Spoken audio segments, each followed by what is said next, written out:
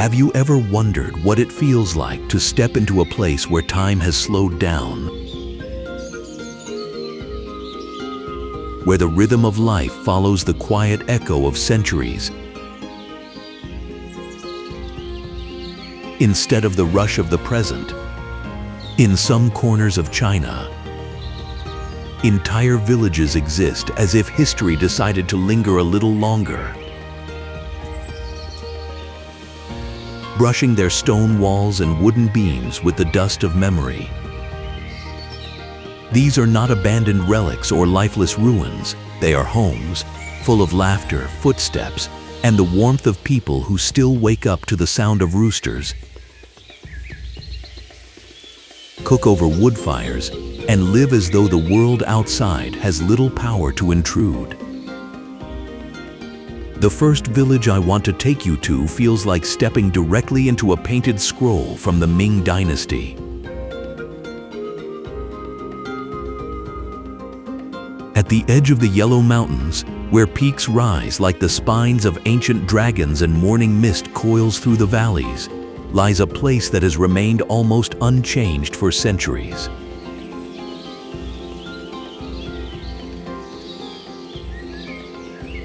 Narrow stone paths weave like veins through clusters of white-walled homes, their dark, curved roofs outlined against the sky in elegant strokes.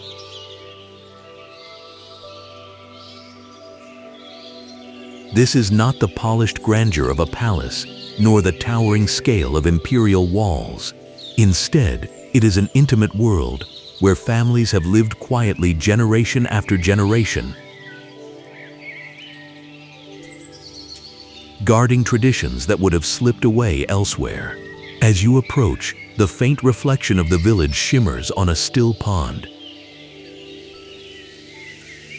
as if nature itself wanted to double its beauty, reminding you that here, balance is everything, between water and stone, between past and present. Walking through the alleys, the first detail that strikes you is the architecture. The walls are built of brick and stone, washed in white lime. Yet their surfaces are not pristine.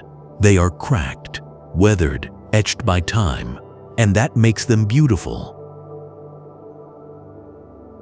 The rooftops curve upward like wings at the corners, a style born from centuries of Chinese craftsmanship, each tile carefully laid, each ridge designed not just for shelter, but for symbolism. These homes were built in the Ming and Qing dynasties, and many remain intact, preserved not by accident, but by the will of those who still live within them. Wooden lattice windows filter the daylight into delicate patterns, and carved doorways tell silent stories of families who once flourished here. Every detail, from the stone wells to the narrow drainage channels that run along the paths, was designed with purpose, combining artistry with practicality in ways that feel almost forgotten in the modern age. What makes this place truly extraordinary, however, is not just the buildings but the life that fills them. You see old women carrying baskets of vegetables, moving at a pace that ignores the urgency of the outside world. Men gather to play chess under ancient camphor trees, whose roots twist like veins into the earth. Children run barefoot over cobblestones worn smooth by centuries of footsteps, their laughter bouncing off the stone walls like echoes of every generation before them. In the early mornings, the smell of freshly steamed buns drifts through the air, and smoke rises gently from clay stoves. It is as though the clock here has chosen to tick differently, not in minutes and seconds, but in seasons and festivals, in harvests and gatherings. Life here is not staged. It flows naturally, in the same rhythm it always has. One of the most poetic features of this village is its relationship with water. Canals thread through its heart, connecting homes and courtyards in a quiet network of stone bridges and narrow waterways. These channels are not simply picturesque. They are part of an ancient system that has irrigated fields and supplied households for centuries.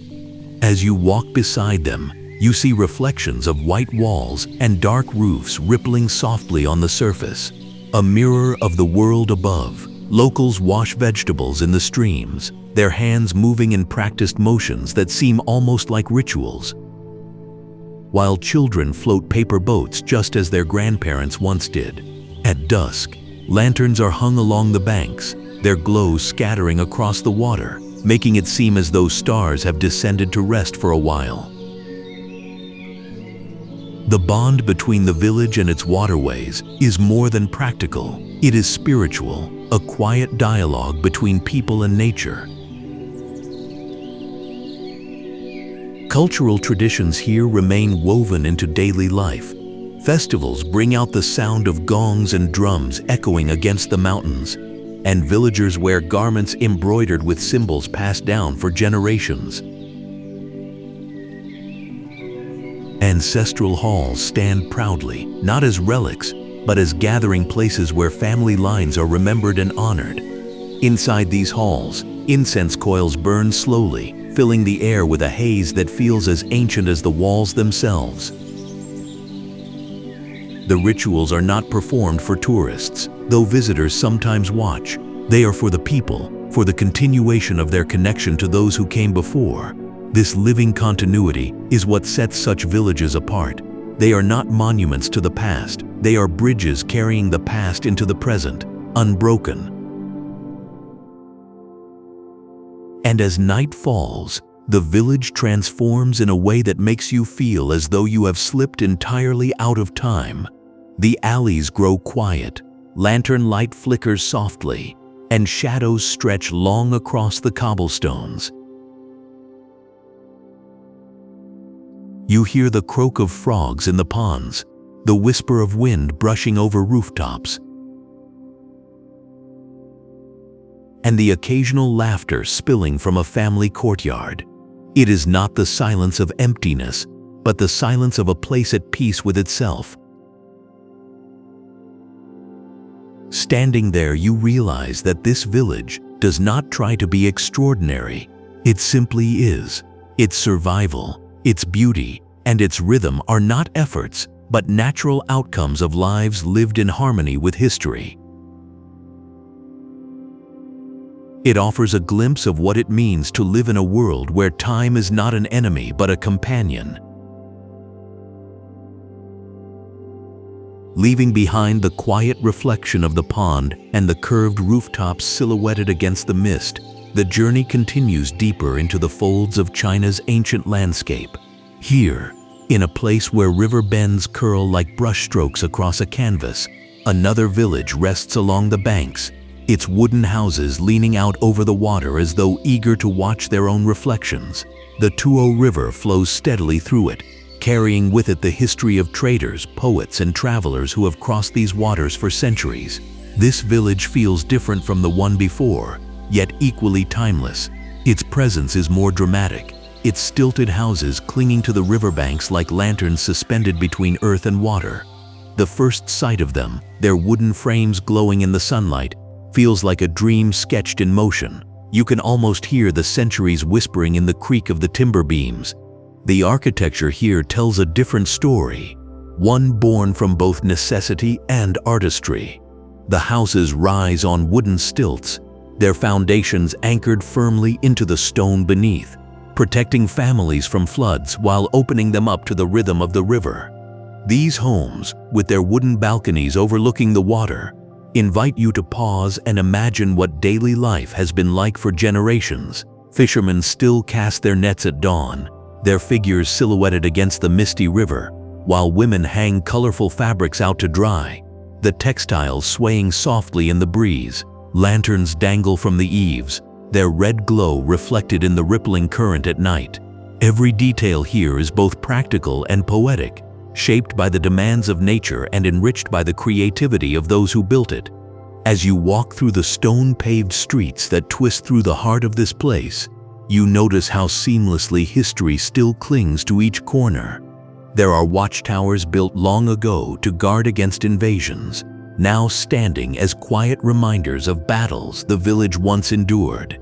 Narrow alleys lead you past shops selling rice wine stored in earthen jars, its sharp aroma lingering in the air, a tradition passed down for centuries.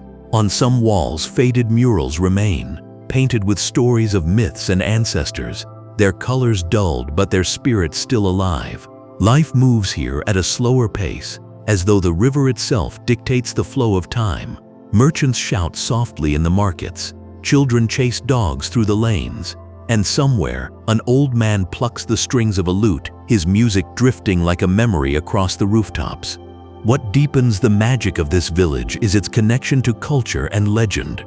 It has long been a place where writers and poets sought inspiration, its dramatic setting sparking verses that became part of China's literary heritage.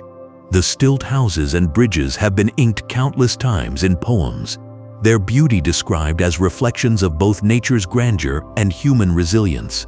Even today, locals speak of the river with reverence, treating it not simply as water, but as a living presence woven into their lives.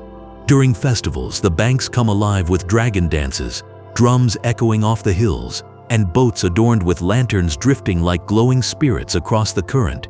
These are not performances staged for outsiders. They are lifeblood rituals, carried out with the same passion and joy as they were centuries ago. By dusk, the village undergoes a transformation that feels almost otherworldly. The sky dims, lanterns are lit, and the river becomes a ribbon of shimmering light, each reflection stretching across the water, like a story reaching toward eternity. Families gather by the balconies, eating meals of rice, fish, and vegetables, their laughter spilling into the night. The sound of wooden wheels clattering against cobblestones mixes with the chorus of frogs and the distant call of night birds. It is a scene so rich, so textured, that you feel as if you are not merely observing, but stepping into a painting that has been alive for hundreds of years. Time bends here, folding past and present into a single continuous moment. And as you stand by the river, watching the water move endlessly forward, you realize that this village, much like the first, is not just a relic or a photograph from the past. It is a living thread in the great tapestry of China's heritage. Its people have chosen to remain here, to live as their ancestors lived, not out of stubbornness but out of a deep bond with their land, their river, their traditions. The world outside may race forward, cities may grow taller, machines may hum louder, but here, life continues to move at the pace of flowing water. It is a reminder that sometimes the most profound treasures of humanity are not the ones rushing to the future, but the ones holding the past close, carrying it gently into tomorrow. Leaving the river behind, we now find ourselves drawn into a village where water is not just a feature, but the very soul of life. Here, canals weave like silver threads through the heart of the settlement, and stone bridges arch gracefully above them, each one carrying centuries of footsteps. Boats drift silently through the waterways, their oars slicing through the surface with the rhythm of a heartbeat, carrying merchants, neighbors, and children to school just as they have done for generations. This is a place where streets and rivers blur together, where the boundary between land and water feels almost imaginary. The entire village seems to float, suspended in time, resting quietly between reflection and reality. It is here that the harmony between humanity and water becomes most visible, as if every ripple carries whispers of history beneath its surface. Walking across the first arched bridge, you see homes built so close to the canals that their foundations seem to sink directly into the water. Whitewashed walls lean over the edges, while dark tiled roofs cast shadows that ripple on the surface below. Wooden doors open directly onto the canals, and you catch glimpses of daily life inside.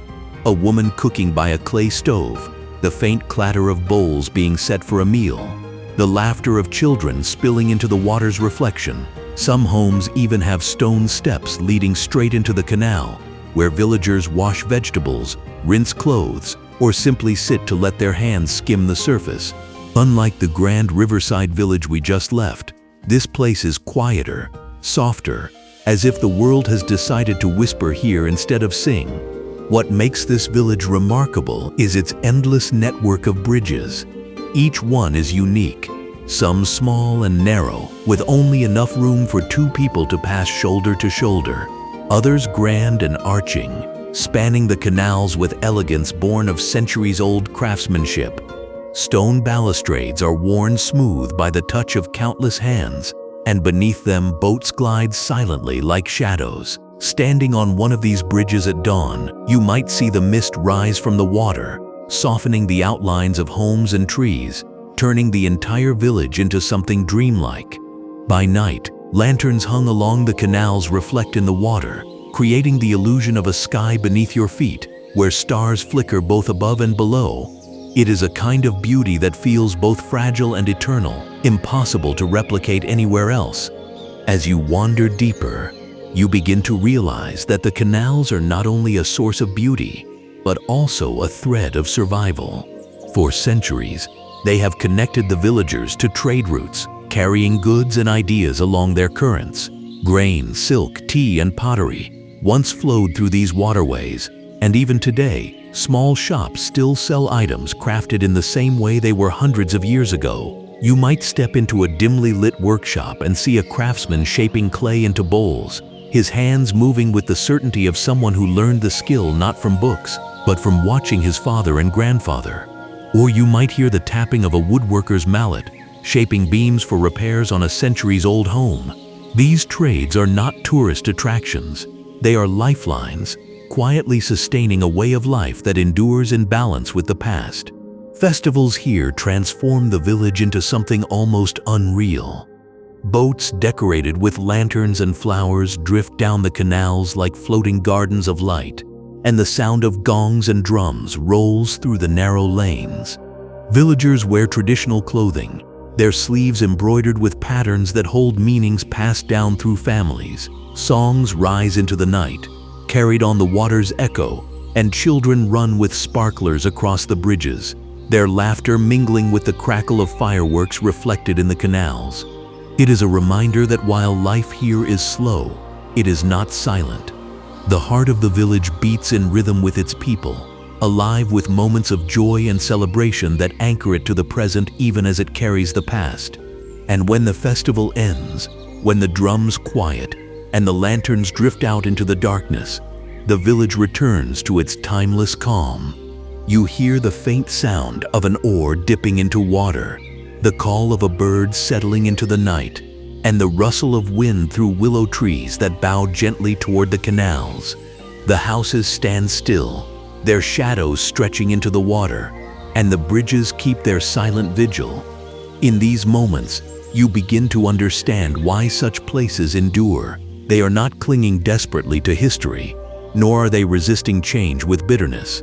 They simply live, as they always have, at the pace of flowing water, grounded in traditions that feel both fragile and unbreakable. And for those of us who pass through, the memory of this stillness lingers long after we leave, like the echo of a ripple that refuses to fade.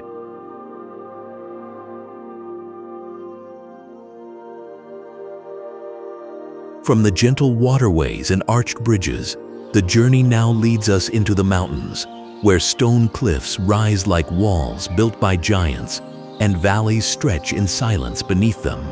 Here, hidden high above the ground, lies a village that feels almost impossible. It is not nestled in a fertile plain, nor perched by a peaceful river.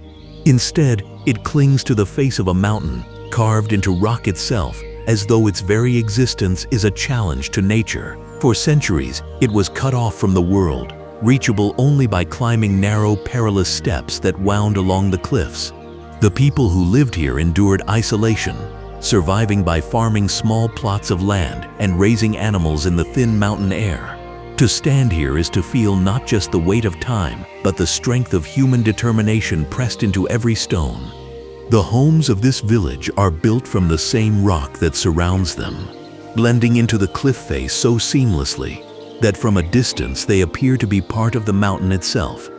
Their walls are rough, their beams thick and weathered, and their windows open out into vast emptiness, offering dizzying views of the valley below. Narrow paths cut into the cliffs connect one home to another, paths so small that two people can barely pass side by side. Walking them, you feel the stone beneath your feet worn smooth by centuries of villagers making the same journey, carrying water, food, and firewood with a patience born of necessity. Each step here is a reminder of resilience, of a community that chose to live not where life was easiest, but where they could preserve their independence. For generations, the villagers were almost entirely cut off from the outside world. Supplies had to be carried up the cliffs on the backs of men and animals, and children made their way to school clinging to the narrow mountain paths. Then, decades ago, when isolation threatened the survival of their community, the villagers decided they could no longer rely on dangerous stairways carved into stone, so they took up hammers and chisels and did what no one thought possible. They dug a tunnel road by hand, through solid rock, with nothing but determination as their guide. It took them years of relentless labor, working day and night with primitive tools. But when the tunnel was complete, it connected their village to the wider world for the first time. Standing inside that tunnel today, its walls scarred with the marks of countless strikes, you can still feel the courage it took to create it. It is not just a road, it is a monument to human perseverance. Life in this village remains simple, yet extraordinary. Fields of corn and potatoes stretch across terraces carved into the slopes, watered by streams that run down from higher peaks. Goats graze on the rocky outcrops, their bells echoing faintly across the valley. In the mornings, smoke rises from stone chimneys, curling against the cliffs before dispersing into the sky. Inside the homes, the warmth of wood fires glows against rock walls, and meals of steamed buns, fresh vegetables, and mountain herbs fill the air with scents that feel both humble and rich. Neighbors gather in courtyards to share stories, their laughter bouncing between the cliffs like echoes from another age.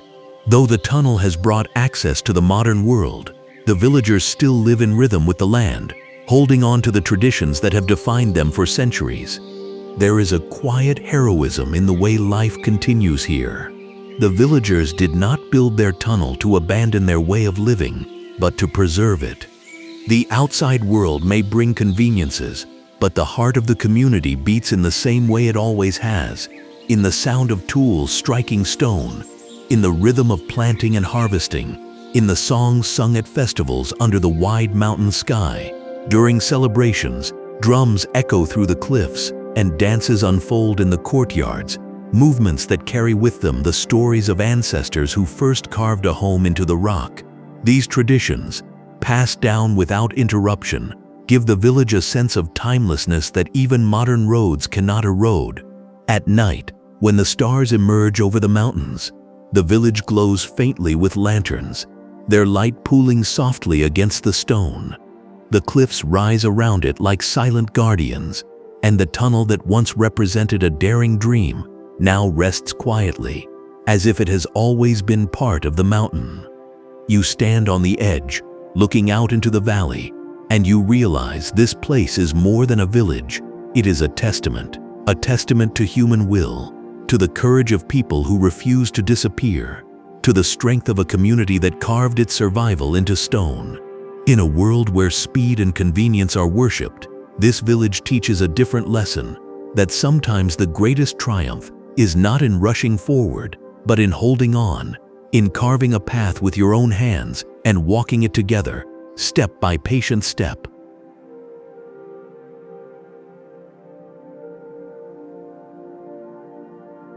From the rugged cliffs and hand-carved tunnels of the mountains, our path turns south, into a region where the land rolls in waves of green hills and valleys, stitched with rice paddies that shimmer under the sun. Here, far from the ancient stone bridges of the water towns and the narrow alleys of river villages, lies a place where culture itself feels like a living thread, woven day by the people who guard it. This is not just a village of stone and timber. It is a village of sound, of song, of dance, and of rituals that carry with them the wisdom of ancestors. Among these hills, the Meow people have built homes and traditions that endure, and stepping into their world is like stepping into a story still being told, one where every note of music, every embroidered pattern, every festival drumbeat carries the pulse of centuries. The first thing you notice here are the wooden homes, built in tiers on the slopes, their dark beams rising above the mist like watchful sentinels. These houses stand on wooden stilts, lifting them above the damp earth and giving the village a layered appearance, like steps carved into the hillside. The roofs slope gently, covered in tiles that glisten when the rain passes, and balconies stretch outward, where families gather to watch the sun set over the fields. Walking among them, you hear the creak of timbers underfoot, the distant call of roosters, and the rustle of wind through endless terraces of rice that climb the mountainsides like green staircases. Life here has been shaped by the land. Every plank, every pathway, every field reflects generations of adaptation, of people living not against nature but with it, allowing its rhythms to guide their own. What sets this village apart is not only its architecture but its heartbeat, the music that flows through it like water through the fields.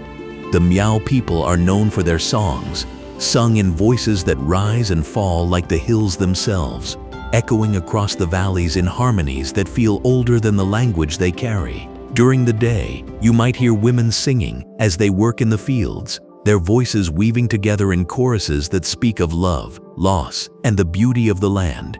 In the evenings, groups gather in the central square, where men play lusheng flutes, bamboo instruments with a haunting tone that seems to bend time itself, while dancers move in circles, their steps measured, their arms swaying like reeds in the wind. It is not performance in the sense of entertainment, but expression, a way of life where music is as necessary as breath. The traditions here are also sewn into cloth. The women of the village are master embroiderers, creating garments and patterns so intricate they seem almost impossible to the eye. Every stitch tells a story, whether of ancestors, of myths, or of natural spirits believed to protect the people. Silver jewelry, hammered and polished until it shines like moonlight, is worn during festivals, its weight both physical and symbolic, binding the wearer to heritage and community. When the villagers gather for celebrations, the sight is breathtaking. Rows of people dressed in brilliant embroidered jackets, silver crowns and necklaces glinting in the sunlight, their movements transforming the entire square into a moving tapestry of color and sound. To witness this is to see history not as something locked in books, but as something alive, breathing, shimmering before your eyes. Festivals are the lifeblood of this village, and they arrive with the turning of the seasons. During these times, the air fills with the pounding of drums, the high call of flutes, and the laughter of children chasing each other through the crowd.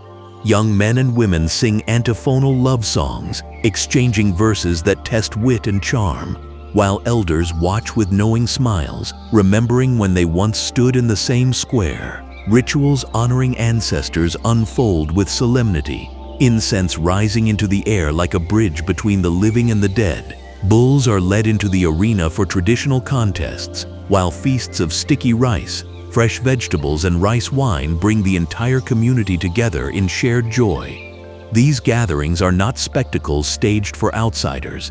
They are the glue that holds the community whole, the reaffirmation of who they are in a world that constantly changes around them. And when the festival fades, when the music softens and the lanterns are taken down, the village does not grow silent. The sound of life continues, the scrape of hoes in the fields, the rhythmic chop of wood being split for fires, the hum of lullabies sung to children at night. Under a blanket of stars, the wooden houses glow faintly with lantern light, and the hills cradle the village in a quiet embrace. You stand on a balcony, looking out at terraces rippling under the moon, and you realize that this place is not frozen in time because it resists change, but because it holds tightly to the essence of life that truly matters: connection to the land, to one another, to tradition, and to memory. Here, in the songs of the Meow, in the stitches of their cloth, and in the echo of their drums, time is not something to be escaped or conquered. It is something to be honored, to be sung into every dawn and every nightfall.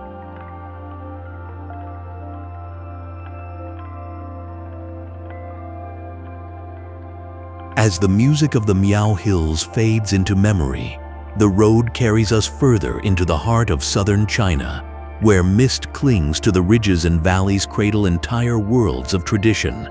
Hidden among these folds lies another village that feels as if it has grown organically out of the mountain itself, each home stacked upon the slopes like wooden steps leading into the sky. From a distance, the sight is breathtaking, hundreds of timber houses rising tier upon tier, their rooftops cascading downward until they meet the river at the base of the valley.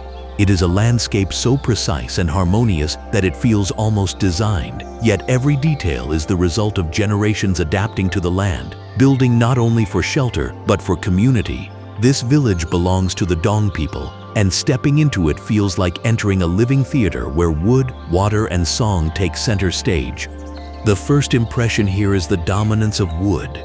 Unlike the whitewashed walls and stone bridges of other regions, the Dong build their homes entirely from timber, cut from the forests that surround them. The structures stand tall on wooden stilts, each floor supported without the use of nails, relying instead on intricate joinery perfected through centuries of craftsmanship. Walking beneath these houses, you see beams locked together with precision, their weight distributed in ways that make them both strong and flexible, able to withstand the humid climate and even the tremors of earth. The scent of pine lingers in the air, and as the wind moves through the valley, it whistles softly through gaps in the wood, turning the entire village into a kind of instrument that hums with the breath of nature. At the center of the village rises its most iconic structure, the Drum Tower. Built tall and majestic, it is more than a landmark. It is the heart of the community. Each tower is assembled without nails, its multiple tiers climbing upward like a wooden pagoda, topped with a spire that seems to touch the clouds. In the evenings, villagers gather beneath it, the elders sitting on benches, children playing in the open square, and young people singing songs that carry out into the night. The Drum Tower is where festivals ignite, where disputes are settled, and where news travels from mouth to mouth. When the great drum inside is struck, its sound resonates across the valley, summoning everyone to come together. It is not just architecture, it is identity, carved into wood, ringing out in rhythm with life. Equally striking are the wind and rain bridges that connect the village across rivers and streams. Unlike ordinary bridges, these are covered wooden passages, their roofs sheltering travelers from storms, their interiors lined with benches where villagers sit to talk, play music, or rest. Each bridge is a work of art, decorated with carvings of birds, dragons, and flowers, their designs telling stories from folklore and history. Standing on one of these bridges during a rainstorm is an experience you never forget. The sound of raindrops hammering on the wooden roof, the river swelling beneath you, and the sight of the village shimmering in the mist beyond. These bridges, like the Drum Towers, are more than structures. They are spaces of gathering, places where the community weaves itself tighter with each passing day. But what truly defines this village is the tradition of song. The Dong are famed for their polyphonic choral singing, voices layered in harmonies that rise like mist from the valley floor. No instruments are needed, only breath, only human voices intertwining in patterns so complex that they feel otherworldly. The songs are not written down, they are passed from elder to youth, preserved entirely in memory, performed at festivals, weddings, and rituals. When the villagers gather to sing, the sound fills the air with something at once fragile and immense, reminding you that music can be as much architecture as the drum towers or the bridges. These songs are recognized not only within China, but by the world, celebrated as an intangible cultural heritage that survives here, protected by the very isolation that has kept the village intact. As night falls, the wooden homes glow with lantern light, their silhouettes reflected in the river at the valley's base. The drum tower casts its shadow across the square, and somewhere, voices rise again in harmony, drifting into the darkness like prayers carried on the wind. Smoke curls from kitchens, mingling with the scent of roasted grains and wild herbs, while the laughter of children echoes off the timber walls. It is in these quiet hours that the full meaning of this place settles upon you. It is not a relic, not a stage set for history. It is a living world where tradition is not a word but a breath, where the past has not been preserved artificially, but has been carried naturally into every song, every beam of wood, every bridge that shelters a traveler from the storm. Standing here, you feel time itself pause, as though it too wishes to linger a little longer among the echoes of the valley.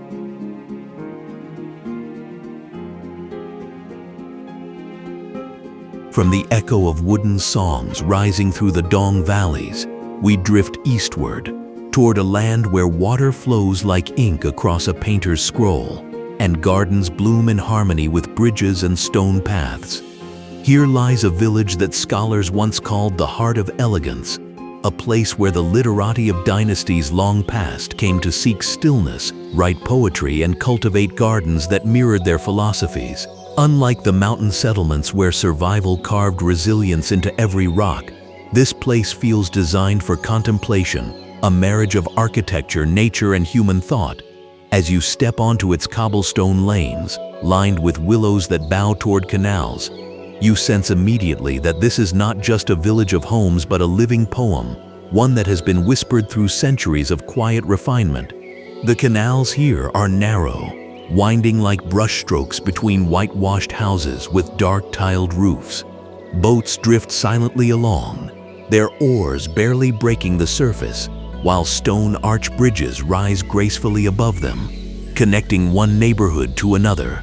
Each bridge carries a name, often poetic: double luck, moon rising, longevity, and each has its own story, whispered in the soft steps of countless travelers who have crossed them.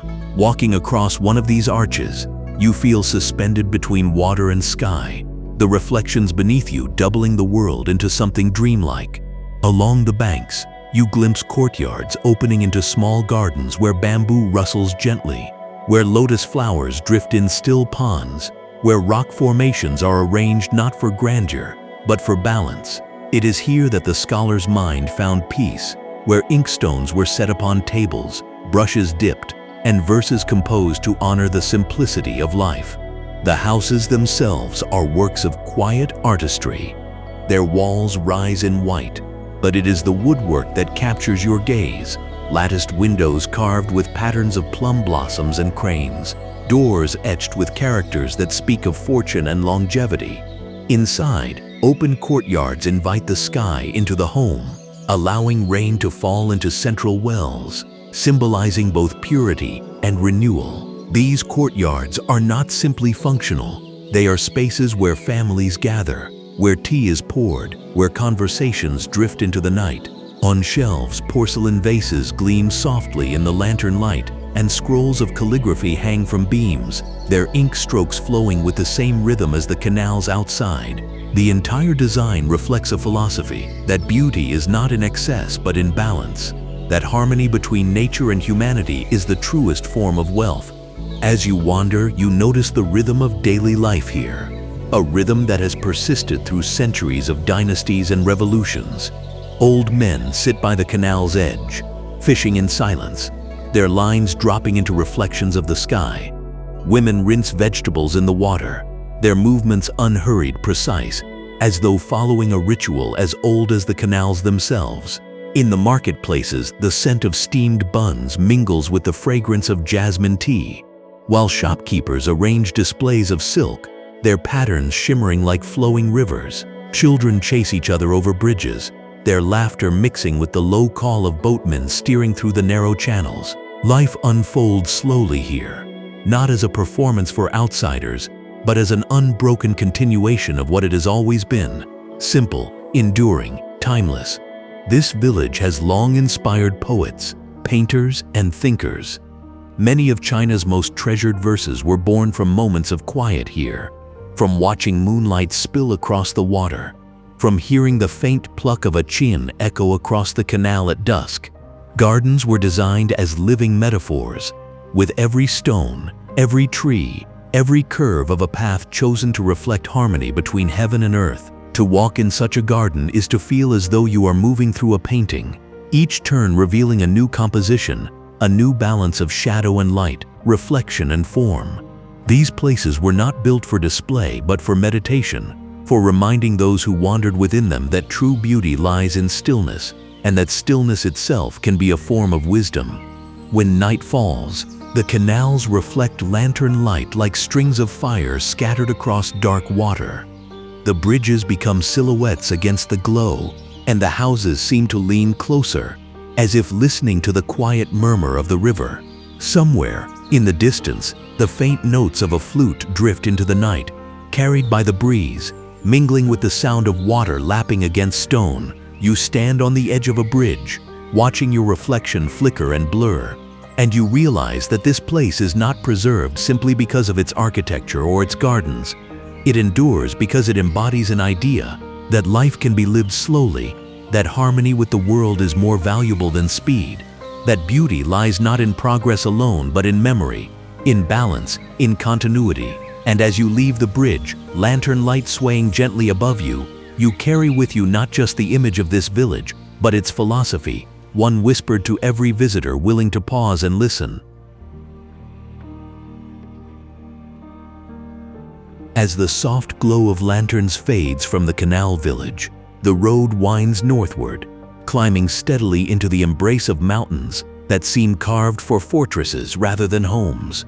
Here, nestled in valleys where winters bite with sharp winds and summers blaze with heat, lies a village unlike the gentle water towns or the wooden terraces of the south. Its walls are built of stone, thick and unyielding, its towers rising above the rooftops like silent guardians. At first glance, it appears almost defensive, a place built to endure hardship rather than display elegance. Yet as you step inside its ancient alleys, you begin to sense a different kind of beauty, a strength born not of luxury but of resilience, of families who learn to protect themselves and their traditions through centuries of change. This is a village that feels less like a settlement and more like a living fortress where history is written into every stone. The homes here are unlike those of the water towns or wooden stilt villages. Built from large, rough-hewn blocks of stone, they stand solid against the passing of time, their walls thick enough to keep out both the bitter winds of winter and the threats of raiders that once prowled these regions. Their roofs, covered with heavy tiles, slope steeply to shed rain and snow, and small wooden windows open cautiously onto narrow alleys. Walking through these lanes, you feel enclosed, surrounded by walls that seem to lean in, as though protecting the secrets within. The ground beneath you is uneven stone, polished smooth by countless footsteps, and every turn reveals courtyards where families still gather, where chickens scratch in the dust, and where children's laughter echoes against walls older than memory. The towers are what give this village its unique character. Rising above the homes, they are tall, square structures built of the same stone, their upper levels sometimes marked with narrow slits that once served as watch points. In ancient times, when bandits and invaders threatened the safety of remote communities, these towers were both defense and refuge, places where families could retreat and where fire signals could be lit to warn neighboring villages. Today, many of the towers stand silent, their stone walls weathered but unbroken, monuments to a past where survival required vigilance. Yet some are still used, their interiors adapted for storage or gatherings, reminding the villagers of their enduring connection to those who built them. Life here continues in ways that might seem austere compared to the softer rhythms of the South, but there is a quiet richness in its simplicity. Villagers rise early to tend to fields carved from the valley floor, growing grains and vegetables that have sustained them for generations. Stone terraces rise along the slopes, where fruit trees spread their branches and goats graze among the rocks. Water flows through channels cut long ago, feeding both the fields and the households, its sound a constant companion to the hum of daily life. Inside the homes, the warmth of wood fires flickers against stone walls, and meals are prepared with recipes that carry the flavors of centuries: thick soups, steamed buns, roasted meats seasoned with mountain herbs. These traditions are not displayed for visitors, but lived daily, with the same rhythm that carried their ancestors through harsher times. Festivals here are striking in their intensity. while the water towns light their canals with lanterns, and the southern villages fill their valleys with music, the stone village comes alive with drums that reverberate against the walls, their echoes bouncing like thunder through the alleys. Dancers wear heavy costumes embroidered with bold patterns, their movements strong and deliberate, reflecting the strength of the land itself. Fireworks crackle above the towers, illuminating their outlines against the night sky, while families gather in courtyards to share food and wine brewed from local grains. These celebrations are not merely entertainment, they are reaffirmations of unity, reminders that the community has endured together through centuries of hardship. Each beat of the drum, each burst of color in the sky, speaks of resilience and continuity. At night, when the fires dim and the village settles into silence, the towers loom against the moonlit mountains, their shadows stretching across the valley. The air grows cool, and you hear only the faint rustle of wind against the stone, the occasional bark of a dog, the distant cry of a night bird. Standing on a tower, looking out across the rooftops, you realize that this place endures not because it resisted change, but because it adapted in its own way, turning stone into both shield and shelter. In a world where speed and fragility dominate, this village offers another lesson: that strength can be beautiful, that endurance itself is a kind of art. Here, in the fortress-like silence of the mountains, time does not rush forward. It settles like dust on ancient stone, waiting patiently for the next dawn. From the stone towers of the northern mountains, the path leads westward, where the air grows dry and the land stretches into vast plains kissed by desert winds.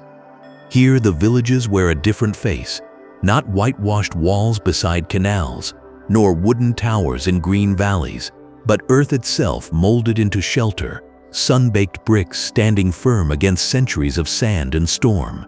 This is the edge of the Silk Road, where caravans once passed with camels laden with silk, spices, and stories from faraway lands. The villages here carry traces of those journeys, whispers of traders and pilgrims who left their marks in the form of customs, architecture, and even flavors in the food. To step into one of these places is to feel the desert's silence pressing close, balanced by the voices of people who have always known how to live in its embrace. The homes here are built from rammed earth and adobe, thick walls, designed to keep out the burning heat of day and hold warmth through the freezing nights.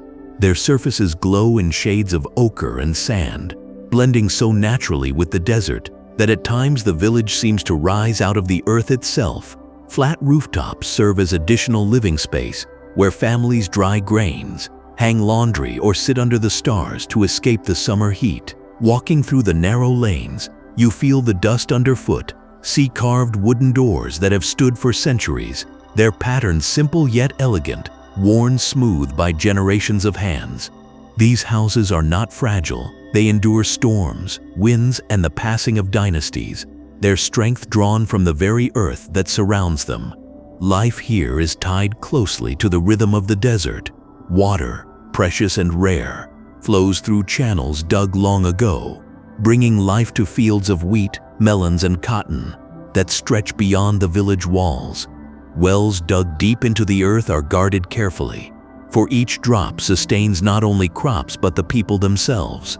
In the mornings, you hear the bray of donkeys carrying baskets to the markets, while men lead flocks of sheep out to graze on sparse grasslands. The scent of roasted lamb mingles with the fragrance of cumin and coriander, flavors brought here centuries ago by travelers along the Silk Road. Meals are shared generously, bread baked in clay ovens, tea poured endlessly, reflecting a culture of hospitality shaped by the hardships of desert life. Survival here was never possible alone. It has always depended on community. The village itself bears marks of its place on the Silk Road. In some alleys, you find small shrines, inscriptions, or carvings that blend influences from distant regions, a reminder that this was not an isolated world, but a crossroads. Markets once bustled with traders speaking languages from faraway places, their goods exchanged not only for silver, but for stories, ideas, and traditions that seeped into the life of the village. Even today, during festivals, you see dances and hear music that carry echoes of far-off lands, preserved and adapted over centuries.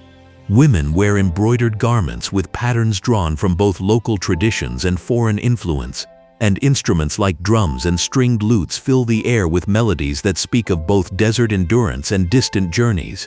It is a living archive, not written in books but in gestures, songs, and flavors. Festivals here are vibrant, despite the austere landscape. When the season of harvest arrives, the square fills with tables of bread, lamb, rice, and fruits piled high, offerings of gratitude for the desert's fragile gifts. Children run with lanterns shaped like stars, their lights flickering against the earthen walls, while men perform dances that stamp rhythm into the dust, their movements strong, echoing the long strides of caravans once moving across the sands. Storytellers gather listeners in the evenings, their tales mixing myth and history, speaking of desert spirits, ancient dynasties, and the hardships of traders crossing endless dunes. In those moments, the desert no longer feels empty. It feels full, alive with memory, echoing with voices of past and present braided together. And when the celebration quiets, the desert reclaims its stillness. The sky opens wide above the village, a dome of stars so bright they seem close enough to touch. Families climb to their rooftops, laying mats to rest in the cool air, watching the constellations that guided travelers for centuries. The adobe walls glow faintly in the moonlight, blending with the sand until the village seems part of the desert itself. In that silence, broken only by the soft rustle of wind across the dunes, you understand the resilience it has taken to live here, to hold on to life in a land where the earth gives little and the sky demands much. And yet the people endure, not merely surviving, but preserving traditions, songs, and stories that turn hardship into beauty. Here, at the desert's edge, the past does not fade into sand. It is carried forward in every step, every meal, every star-filled night that arches over the adobe rooftops. From the open deserts and earthen villages of the West, the journey turns once again toward green valleys, where mountains close in like protective arms, and rivers cut deep channels through forests. Here, hidden far from the highways and the noise of modern towns, lies a village where the forest is both guardian and companion. The path to it winds through bamboo groves and towering pines, the air growing cooler, heavier with the scent of moss and wood smoke. As you step into the village, you notice first the silence, not emptiness, but a quiet that feels watchful, alive, as though the trees themselves are keeping vigil. Rising above the rooftops are wooden watchtowers, slender yet tall, their dark beams silhouetted against the sky. These towers are the village's pride, built centuries ago to guard against intruders and fires, but they stand now as symbols of endurance, reminders that isolation has always been both challenge and protection. The homes here are crafted entirely from wood, their frames raised on stone foundations to resist dampness from the forest floor. Roofs slope wide, covered in dark tiles that glisten with rain, and balconies open outward to let in the mountain breeze. Between the houses, narrow stone alleys curve irregularly, shaded by trees that lean over as though trying to touch the rooftops. Life spills easily into these lanes. Women washing vegetables in clear streams that trickle through the village. Men carrying bundles of firewood from the forest. Children darting among the shadows with laughter that breaks the stillness for a moment before fading back into the hush. The air here carries a different soundscape. No city noise, no distant engines, only the soft murmur of water, the occasional strike of an axe splitting wood, and the constant rustling of leaves stirred by mountain winds. The watchtowers are more than relics. They are woven into the life of the people, built with intricate joinery and towering several stories high. They serve as lookout points, but also as places of gathering and ritual. Their interiors are cool, smelling faintly of aged timber and smoke from old fires. Villagers tell stories of how these towers once lit warning beacons, how they rang bells to summon help when wolves threatened livestock or when outsiders approached. Today, they are climbed not in fear but in reverence. From their top levels, you see the entire village laid out beneath you, a patchwork of wooden rooftops merging with the green of the valley, smoke curling lazily upward to mingle with the clouds. Beyond the village, endless ridges of forest stretch into the distance, unbroken, timeless, like waves frozen in motion. Tradition here runs deep, guarded carefully, for this is a village that has long valued its secrecy. Rituals passed down for generations are performed quietly, with little spectacle for outsiders. Festivals are celebrated in the central square, where gongs and drums reverberate against the surrounding hills, and dancers in colorful garments whirl in patterns said to mimic the movement of forest spirits. Songs echo through the valley, their melodies haunting and layered, passed down entirely by memory. Each performance feels less like entertainment and more like communication with the unseen, a dialogue between the villagers and the spirits they believe inhabit the trees, rivers, and mountains. The watchtowers, looming above, are not just symbols of human defense, but also of spiritual protection, standing as sentinels between the world of people and the world of nature. Life here is lived slowly, in tune with the forest. Men carve wooden tools and weave bamboo baskets, while women embroider garments with intricate patterns of flowers, animals, and symbols whose meanings go back beyond memory. Meals are prepared from what the land provides: mushrooms gathered in the forest, herbs dried in the sun, rice cultivated in terraces carved into the slopes. Evenings are times of gathering, with families sitting around low wooden tables, sharing food and stories, their voices rising softly above the crackle of fire. Children sit at their grandparents' knees, listening to tales of heroes, ancestors, and spirits, learning the oral history that binds the village together. Nothing here feels hurried. Instead, life unfolds with the patience of the trees that surround it, measured in seasons rather than hours. And when night falls, the forest deepens its embrace.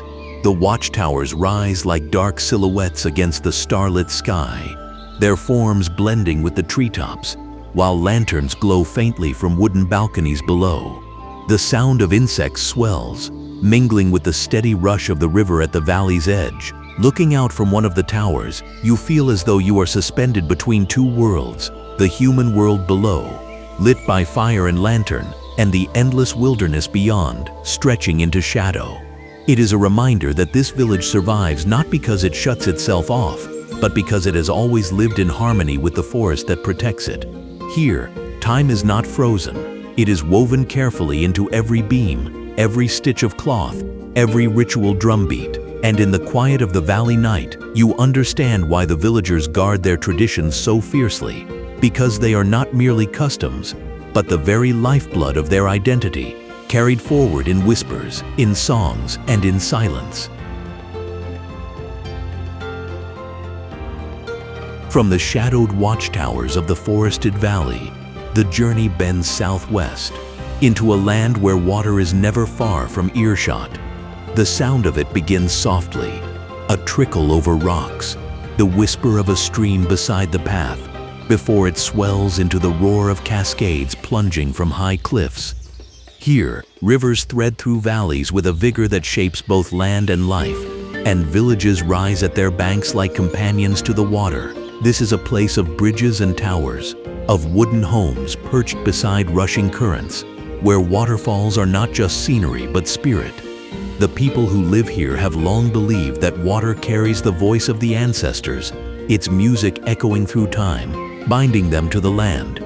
Stepping into the village, you immediately feel its pulse, a rhythm kept by flowing rivers and the steady beat of drums from the central square. The homes are built from timber, their beams blackened by age, their tiled roofs leaning gently over balconies that look onto the water. Stone pathways wind between them, uneven and worn smooth by centuries of use, while bridges rise in graceful arcs across streams that split and reunite throughout the village. These bridges are more than crossings. They are gathering places, their covered passageways, offering shade and shelter from the rain, their wooden benches lined with elders who sit to watch the river move below. Children dart back and forth across them, their shouts mingling with the rush of water, while traders pass with baskets of grain, fish, and vegetables balanced expertly across their shoulders. At night, lanterns glow from the bridges, their reflections trembling on the surface of the river like constellations pulled down to earth. The heart of the village beats strongest in its drum towers. Rising in tiers like wooden pyramids, they dominate the central square, their dark beams joined without nails, their spires pointing skyward as if reaching for the heavens. Beneath them, the villagers gather for celebrations, for decisions, for music that shakes the earth itself. When the great drums are struck, their deep sound rolls outward, mingling with the roar of waterfalls beyond, creating a resonance that seems to blend human life with the natural world around it. These towers are symbols not only of architecture but of unity, their presence reminding everyone that the village is strongest when it stands together, each heartbeat joined to the next by rhythm, song, and shared purpose. Festivals here are alive with water's spirit.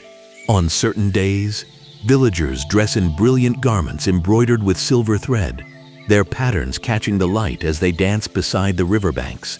Musicians play flutes and reed instruments, their notes weaving into the sound of drums, while young men and women sing verses back and forth, their voices playful and challenging. Boats adorned with ribbons drift along the rivers, carrying lanterns that glow against the current, while children splash in the shallows, their laughter rising above the festival songs. All the while, the waterfalls thunder nearby, their spray catching the light of the lanterns and scattering it into countless tiny rainbows. It feels less like a performance and more like a communion, a celebration of the bond between people, water, and spirit. Daily life carries its own quiet rhythm. Women bend over looms, weaving cloth dyed in rich indigos and reds, the patterns passed down through countless generations. Men work in fields along the riverbanks, planting rice in terraces carved with painstaking care, their reflections mirrored in the flooded paddies. Fishermen set nets in the calmer waters at dawn, their boats gliding silently as the mist rises from the river. Children run errands across bridges, bringing food from one house to another, their footsteps light on the wooden planks. Meals are simple but nourishing, rice and fresh fish served with herbs foraged from the forest. Each task, each gesture, feels like part of a cycle, timed to the river's flow and the turning of the seasons. And at the end of the day, when the sun sinks behind the mountains and shadows stretch long across the bridges, the village softens into stillness. The roar of the waterfalls becomes a lullaby, steady and eternal, while lanterns flicker gently in windows and towers. The drum that once thundered with festival joy now rests silent, though its memory lingers in the evening air. You stand on one of the bridges, listening to the water beneath, and realize that this village is not only shaped by the river, it is inseparable from it.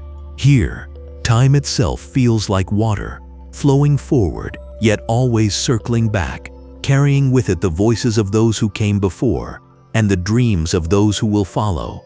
In this place of bridges and waterfalls, life is both fragile and enduring, carried forever on the current of the land.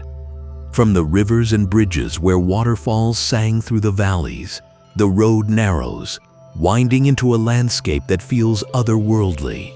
Here, limestone peaks rise suddenly from the earth, their jagged forms piercing the sky like the spines of ancient creatures. Mist coils around them in the mornings, and caves gape open in their sides like silent mouths, hinting at mysteries hidden within. In this karst country, far from cities and highways, lies a village that seems not built upon the land, but carved from it. Homes merge with rock walls, pathways cling to cliffsides, and caves serve as both shelter and sanctuary. Stepping into this village, you feel as though you are entering a place suspended between earth and myth, a settlement shaped as much by stone as by human hands. The houses here are built of limestone blocks, quarried from the surrounding peaks, their gray walls blending seamlessly with the cliffs behind them. Some homes are partly caves themselves, their interiors carved deeper into the rock, cool in the summer heat and warm against the winter winds. Roofs are tiled, but often covered with moss and climbing vines, as though the forest has claimed a share of every dwelling. Narrow paths of stone connect the homes, twisting upward and downward in a labyrinth that follows the contours of the land. To walk them is to feel the terrain dictate your steps, each turn leading you closer to the realization that the villagers did not conquer the landscape. They embraced it, letting its harshness shape their endurance and their way of life.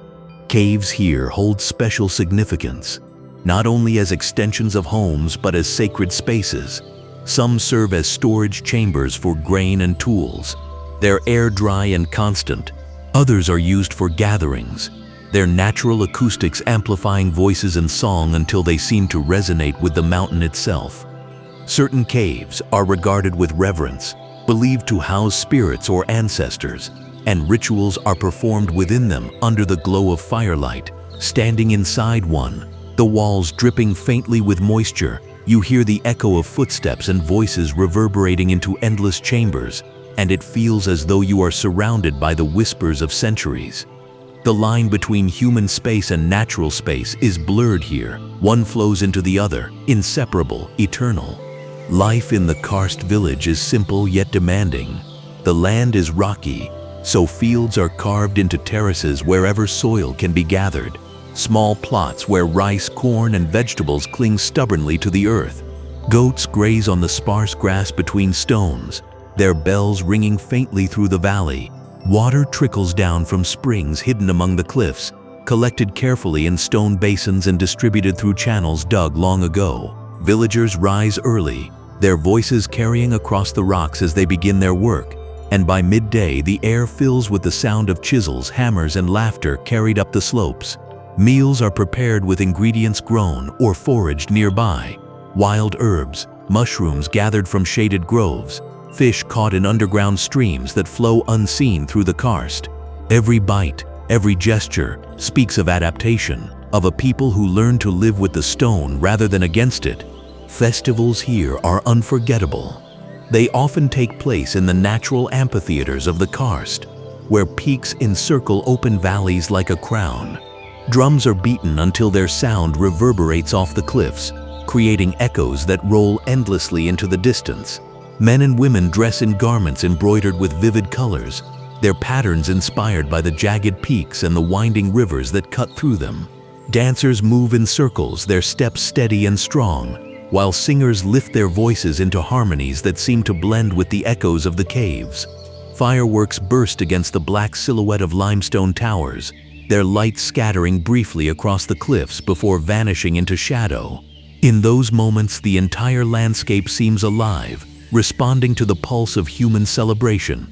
And when the festival quiets, when the fires die down, and the people return to their stone homes, the karst peaks stand once more in silence. Moonlight spills over their sharp edges, casting long shadows across the village, while the caves breathe cool air into the night. From a balcony carved into the cliffside, you can see lanterns glowing faintly within doorways, their light flickering against rock walls that have stood for millennia. The sound of a stream trickling through the valley below mixes with the distant call of nightbirds, and you realize that here, more than anywhere else, the boundary between humanity and nature has dissolved. The village is not frozen in time because it clings to the past. It endures because it has always been part of the stone, as eternal as the peaks themselves. To walk away from it is to carry the weight of stone in your memory, heavy yet steady, unchanging even as the world beyond rushes forward. From the shadow of jagged limestone peaks, the road turns upward again, winding into the highlands where mountains fold upon one another like endless waves. The air grows thinner here, crisp with the scent of pine and damp earth, and the horizon stretches into a patchwork of terraces that glitter like mirrors under the sun. It is here, among the steep slopes of the southwest, that you find a village unlike any other, one built not only with wood and stone, but with the land itself as its foundation. Homes perch at impossible angles, clinging to ridges, while around them rise layer upon layer of rice terraces, each one filled with water that reflects the sky. To stand at the edge of this village is to see a landscape transformed by human hands into living art, where the earth has been carved into steps that climb toward the heavens. The terraces are the first thing that capture your gaze. Stretching for miles, they curve along the mountain slopes in graceful arcs, their lines echoing the contours of the land. During planting season, they are flooded with water, turning the entire valley into a vast mosaic of silver and blue, broken only by the silhouettes of farmers bent over in the fields. In summer, they ripple with green as rice grows tall, swaying in the mountain winds. By autumn, the fields turn golden, shimmering under the sun like waves of fire. And in winter, when mist coils low and frost lingers, the terraces gleam with ice, transforming the landscape into something ethereal, almost unearthly. For centuries, the villagers have tended these fields, their labor shaping both the land and their identity, binding them to the mountain with a bond as deep as roots. The homes of the village rise above the terraces, built of timber and stone, their dark roofs sloping steeply to shed the mountain rains. Narrow paths wind upward between them, climbing steep stairways carved into the earth. From one home's balcony, you can see across the entire valley, the terraces spreading outward in shimmering lines that seem to have no end. Smoke rises from chimneys curling into the crisp air, while below, the rhythmic calls of farmers at work echo up the slopes. Inside these homes, life is warm and communal. Fires blaze in open hearths. Meals of rice, vegetables, and mountain herbs are shared from large wooden bowls, and conversations flow easily, punctuated by laughter that rises above the crackle of firewood. Despite the steep terrain and the constant labor, there is a sense of abundance here, not in wealth, but in the richness of living close to the land. Water is the lifeblood of this village, and its management is an art perfected over centuries. Springs high in the mountains feed channels that snake down into the terraces, distributing water evenly across each level.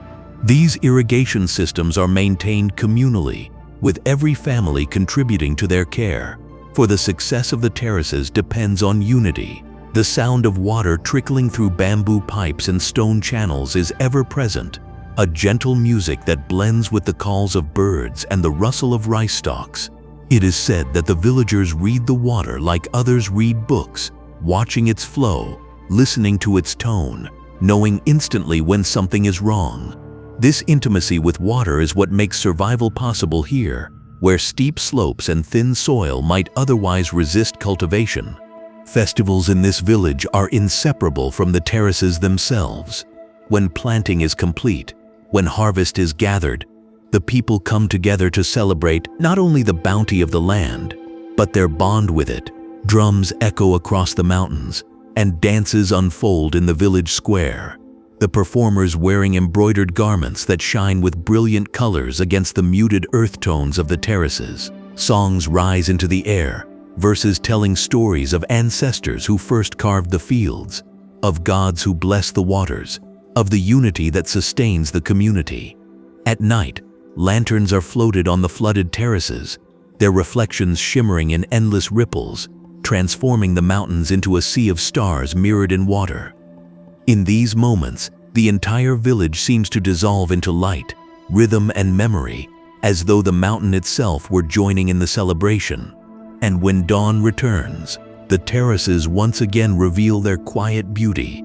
Mist drapes over the slopes, softening their lines, while farmers move slowly into the fields, their reflections mirrored in the still water. The village wakes with the sound of roosters and the smell of wood smoke, the day beginning as it has for countless generations. Standing on a high ridge, looking down at the endless steppes of water and earth, you feel the weight of centuries of labor and devotion. This is not simply a village built on terraces. It is a village that is the terraces, inseparable from the land that sustains it. Here, time is measured not by clocks, but by cycles of planting and harvest, by the rise and fall of water, by the endless patience of mountains. And as you leave, you carry with you the vision of a people who have carved harmony from hardship, turning the steep slopes of the earth into an eternal stairway between humanity and the sky. From the highlands, where terraces mirror the heavens. The road slopes downward, winding through forests and rivers until it reaches the coast. Here the air changes. Salt lingers on the breeze, gulls cry overhead, and the horizon stretches endlessly into the sea. Nestled against the shoreline lies a village where life has always been tied to the tides, where wooden boats rock gently in small harbors, and where generations of fishermen have risen before dawn to cast their nets. Unlike the mountain settlements shaped by stone and soil, this place is built on the rhythm of waves, on the ebb and flow that has governed every meal, every story, every heartbeat. To walk its narrow streets lined with weathered homes is to feel the presence of the sea at every turn, a constant reminder that survival here depends on respect for the ocean's gifts and its fury. The homes are simple but strong, built of stone and wood, their walls thick to withstand storms that roll in from the coast. Roofs slope low, weighted with tiles to resist the wind, while windows are small, opening toward the sea as if in perpetual watch. Nets hang to dry outside doorways, their fibers glistening with salt, and wooden oars lean against walls, worn smooth by generations of use. The harbor is the village's heart. Wooden boats, their hulls painted in fading colors, bob gently against moorings, each one carrying stories of journeys into the waves. Walking along the dock, you smell the mingling scents of fish, seaweed and tar, the unmistakable perfume of life bound to water. It is here by the boats that villagers gather, to mend nets, to share news, to look out at the horizon where their loved ones disappear and return with the tides. Fishing is more than livelihood. It is tradition, passed down like inheritance. Before dawn, boats push off into the dark, lanterns swinging at their bows, their reflections scattering across the rippling surface. The men row or motor into open waters, casting nets with practiced gestures that have not changed in centuries. By mid-morning, the boats return heavy with the day's catch.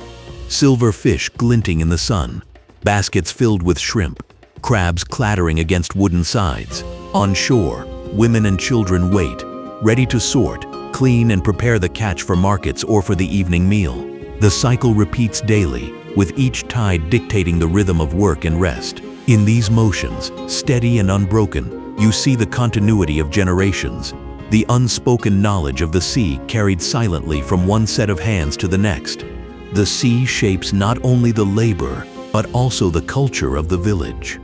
Festivals honor the ocean's power, giving thanks for its generosity and pleading for protection from its storms.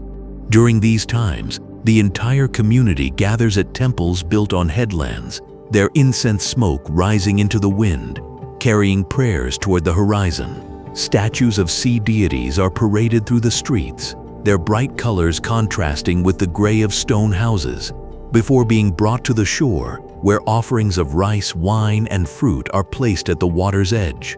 Boats are decorated with ribbons and lanterns, their bows pointed outward, as if ready to carry blessings across the waves.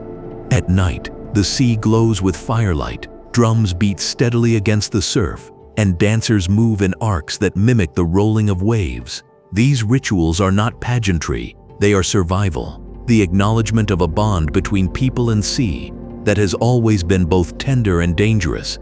Daily life is infused with the ocean's presence. Meals are rich with its bounty.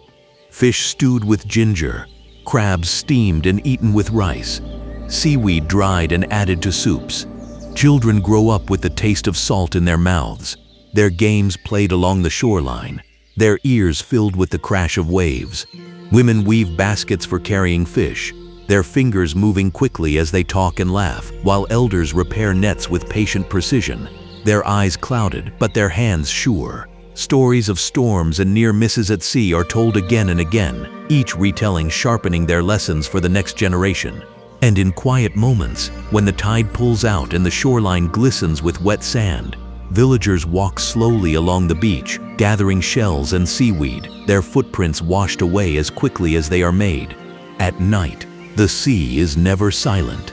Waves crash steadily against rocks, their rhythm as constant as breath, while the boats in the harbor creak softly against their moorings. Lanterns glow faintly in windows, their light reflected in pools of seawater left by the tide. You stand at the edge of the village, where the land meets the ocean, and the horizon stretches out into darkness, broken only by the faint gleam of stars mirrored on the water. In that moment, you understand what it means for life to be bound to the sea. The villagers do not merely live beside it, they live with it, shaped by its moods, its abundance, and its threats. Here, time is measured not by hours but by tides, by the steady return of boats at dawn, by the endless rhythm of waves that have marked every generation before and will mark every generation to come. From the salt-kissed winds of the coast, the path bends inland once more, into a world where rivers have carved deep scars into the earth. The mountains here are not green with terraces nor dark with forests, but red and ochre, their cliffs rising in vertical walls that glow like fire in the light of the setting sun. At their base, and in narrow canyons that twist like labyrinths, lies a village that seems born of the stone itself. Its homes are cut into cliffsides, its paths wind along precipices, and its fields cling to narrow shelves of soil between rock walls. To enter this place is to step into a canyon where time slows, where the sound of footsteps echoes between sheer walls, and where the silence of stone is broken only by the voices of people who have lived here for centuries in defiance of the land's harshness. The dwellings are unlike any seen in the water towns or terrace villages. Carved partly into the rock, they merge with the cliffs, their walls cool in summer, warm in winter, insulated by the earth itself. Wooden beams and balconies extend outward from the stone, catching the light as it filters down into the canyon. While ladders and narrow stairways connect one level to another, the village seems to rise vertically, stacked against the cliffs like steps for giants, each home anchored into rock that has withstood ages. Walking along its paths, you feel the ground drop sharply beside you, the canyon floor far below, while above, the cliffs stretch upward, their faces streaked with lines that tell the story of millions of years of wind and water. This is a place where survival meant becoming part of the stone, not conquering it. Water, scarce in this rugged land, is treasured like gold. Springs hidden within the canyon walls feed channels that wind carefully into fields, where vegetables and grains grow in small but vital patches of green. Buckets are lowered on ropes to collect water from pools at the canyon's base, their echoes ringing against the cliffs as they rise again. Heavy with the lifeblood of the village, children carry these buckets up the steep paths, their steps sure on the narrow ledges, their laughter bouncing across the stone.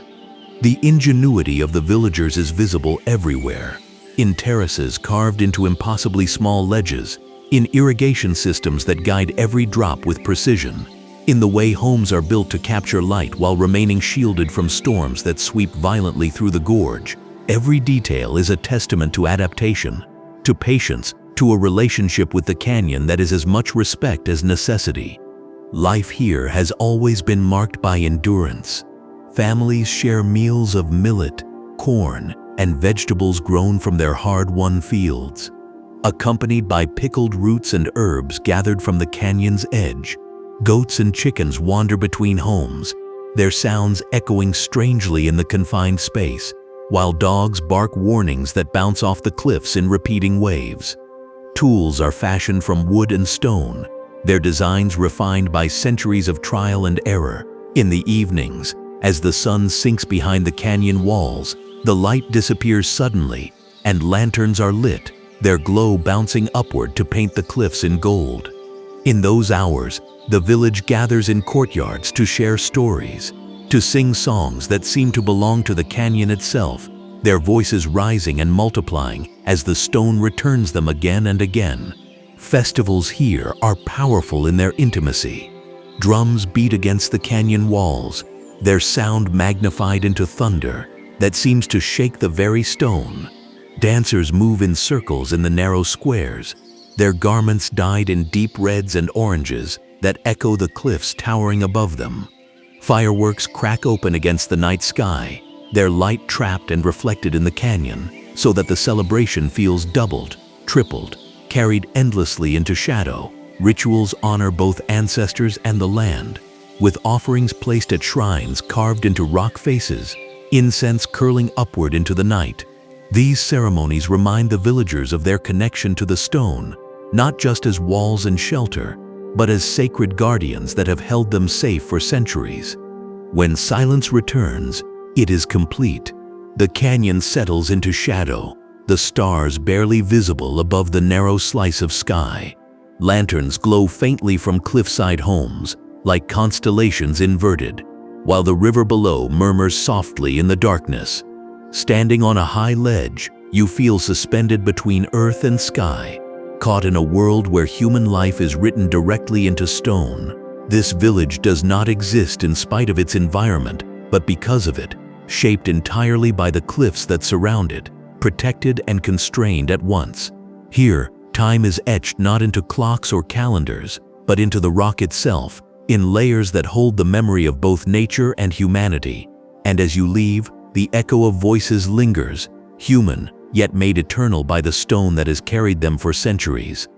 From the narrow canyon paths where stone walls rose like ancient guardians, the journey carries us into an entirely different world. The cliffs fade behind, and the land opens wide into vast expanses of grass that stretch unbroken toward the horizon. The air here is fresher, lighter, scented with wildflowers and herbs carried on the wind. Clouds drift low, their shadows moving like sails across the plains. This is the steppe, a sea of green in summer and gold in autumn, where the horizon seems infinite and the sky itself feels closer. And nestled within these grasslands lies a village unlike those of mountains or rivers, a place where nomadic traditions still guide life, where homes are not fixed in stone or wood, but move with the seasons, and where the rhythm of existence is set not by clocks but by herds, weather, and the cycles of the earth. The first sight of the village is not of towering buildings, but of circular homes scattered across the fields. These are yurts, round, portable dwellings made of wooden frames covered with felt and cloth, their designs perfected by centuries of nomadic life. Their white walls glow against the grass, their tops open to let in light and smoke, their interiors warm and welcoming. Step inside, and you are greeted by rugs woven with intricate patterns, low wooden tables, and the smell of milk tea simmering gently over a stove.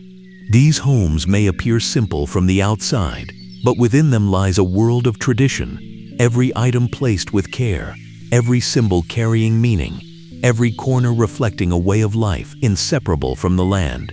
To walk among these yurts is to step into a community that carries its history not in stone walls, but in memory, song, and ritual. Life here revolves around herding. At dawn, men and women ride out on horseback, their silhouettes rising against the early light as they guide flocks of sheep, goats, and herds of cattle or horses across the endless grass. The sound of hooves drums against the earth, mingling with the calls of herders carried far by the wind. Milk is gathered from yaks and cows, churned into butter, cheese, and the fermented drinks that have long sustained the people of the grasslands. Wool is spun into threads, woven into rugs and clothing, dyed in bright colors that reflect the vibrancy of the land itself. Nothing here is wasted. Every part of the animal, every blade of grass, every drop of rain is honored and used with care. In this village, survival is not just a task, but a philosophy. To live lightly, to take only what is needed, to move with the land rather than against it. The festivals of the grassland are unforgettable. During these times, the village becomes a stage for music, dance, and competition, each event echoing traditions that go back thousands of years. Horse races thunder across the plains, riders leaning low against their mounts, their cries mingling with the cheers of the crowd. Wrestling matches unfold in open fields, men clad in traditional garments testing strength and skill, their movements echoing rituals as much as sport. Music fills the air, the haunting tones of the horsehead fiddle, the deep chants of throat singing that seem to vibrate with the land itself. Women wear garments embroidered with swirling patterns, silver jewelry glinting in the sun, while children chase each other through the tall grass with laughter that rolls like wind. It is in these moments that the grassland feels alive, pulsing with energy, with a joy as boundless as the horizon. Yet daily life is no less rich. Meals are shared communally, bowls of rice, meat, and milk tea, passed around low tables as families gather inside yurts. Stories are told of ancestors who followed herds across endless miles, of spirits said to dwell in rivers and hills, of battles fought and alliances made under this same wide sky. At night, when the herds return and the fires are lit, songs rise into the darkness, their melodies simple yet powerful, carried outward by the wind until they seem to blend with the stars themselves. The people here live not only in the present, but also in the memory of those who came before, each day an echo of centuries of movement across the grasslands. When night deepens, the steppe reveals its greatest treasure, the sky. With no cities to dim it, the stars blaze in numbers beyond counting, their light spilling like rivers of fire across the heavens. Families sit outside their yurts, wrapped in blankets, pointing out constellations and telling the stories tied to each. The earth is quiet, except for the soft rustle of grass in the breeze, the distant sound of hooves as animals settle, and the occasional bark of a dog on guard. In that silence, under that immensity, you feel how vast the world is and how small yet deeply connected life within it can be. This village, with its yurts, its herds, its songs, and its endless horizons, is a reminder that time need not be measured in years or centuries, but in seasons, in cycles, in the eternal movement of wind over grass. From the wide open horizons of the grasslands, the journey bends once again into intimacy, the sky closing in, the land darkening under a canopy of green. Here, the air grows damp, filled with the scent of earth and rain, and the sound of rustling bamboo fills every silence. The forests rise tall and dense, their stalks swaying together in endless waves that whisper like voices from another world. Hidden deep within this emerald maze lies a village that feels more like a secret than a settlement, a place where paths are shaded, where streams slip quietly between groves, and where the rhythm of life is softened by bamboo's constant song. This is a community shaped not by stone cliffs or rolling fields, but by forests that have sheltered it for centuries, its people carving their traditions from the very stalks that surround them. The homes here are woven into the bamboo landscape. Built from wood and stalk, they rise lightly above the ground on stilts, their walls latticed with woven mats, their roofs thatched with bamboo leaves that rustle when the wind stirs. Narrow wooden walkways connect clusters of houses, bridging over small streams that twist through the village. Smoke curls upward from kitchens, disappearing quickly into the canopy above, while carved bamboo flutes rest in doorways, waiting for evening songs. To walk through this village is to move through shadow and light, through a world where green dominates every angle, where even the air seems filtered by leaves. The architecture here feels less like construction and more like growth, as if the forest itself has built the homes. Craftsmanship is the soul of this community. The villagers are masters of bamboo, shaping it into tools, weaving it into baskets, splitting it into delicate strips to make hats and mats that last for years. Workshops hum with the sound of knives against stalks, of fibers being pulled and twisted, of artisans passing down techniques with patient hands. Each item made carries both function and beauty, the patterns woven into baskets telling stories of mountains, rivers, and ancestors. Music too flows from bamboo, flutes and pipes that produce tones soft as wind, drums stretched with skins that echo like distant thunder. In the evenings, families gather to play and sing, the forest amplifying their voices until they mingle with the rustling of leaves, creating a harmony between human song and nature's endless rhythm. Festivals here are luminous, unfolding under lanterns hung from bamboo poles, their light glowing golden against green. Dancers wear garments embroidered with bright threads, their sleeves trailing like leaves in the wind, their movements echoing the swaying of the forest itself. Musicians play bamboo flutes, whose notes spiral upward into the night, accompanied by drums that shake the earth, while children carry torches through the groves, their laughter sparking like fireflies in the darkness. Rituals honor the spirits believed to live within the bamboo, protectors of the village, guardians of its balance. Offerings of rice, fruit, and tea are placed at shrines nestled among the stalks, incense smoke curling upward until it blends with mist, a bridge between the living and the unseen. These celebrations are not only joy but gratitude, a recognition of the forest's role in sustaining every breath of life here. Daily life moves at a slower pace. At dawn, the forest hums with the calls of birds, and villagers rise to fetch water from springs hidden among the groves. Women carry baskets strapped to their backs, gathering shoots for food or stalks for weaving, their footsteps soft on the damp ground. Men tend to fields carved into small clearings, where rice grows in harmony with the surrounding trees, shaded yet nourished by mountain rains. Children climb bamboo stalks with the ease of squirrels, their games echoing with laughter that drifts through the forest. Meals are simple but rich: rice, vegetables, bamboo shoots cooked with herbs, tea brewed strong and fragrant.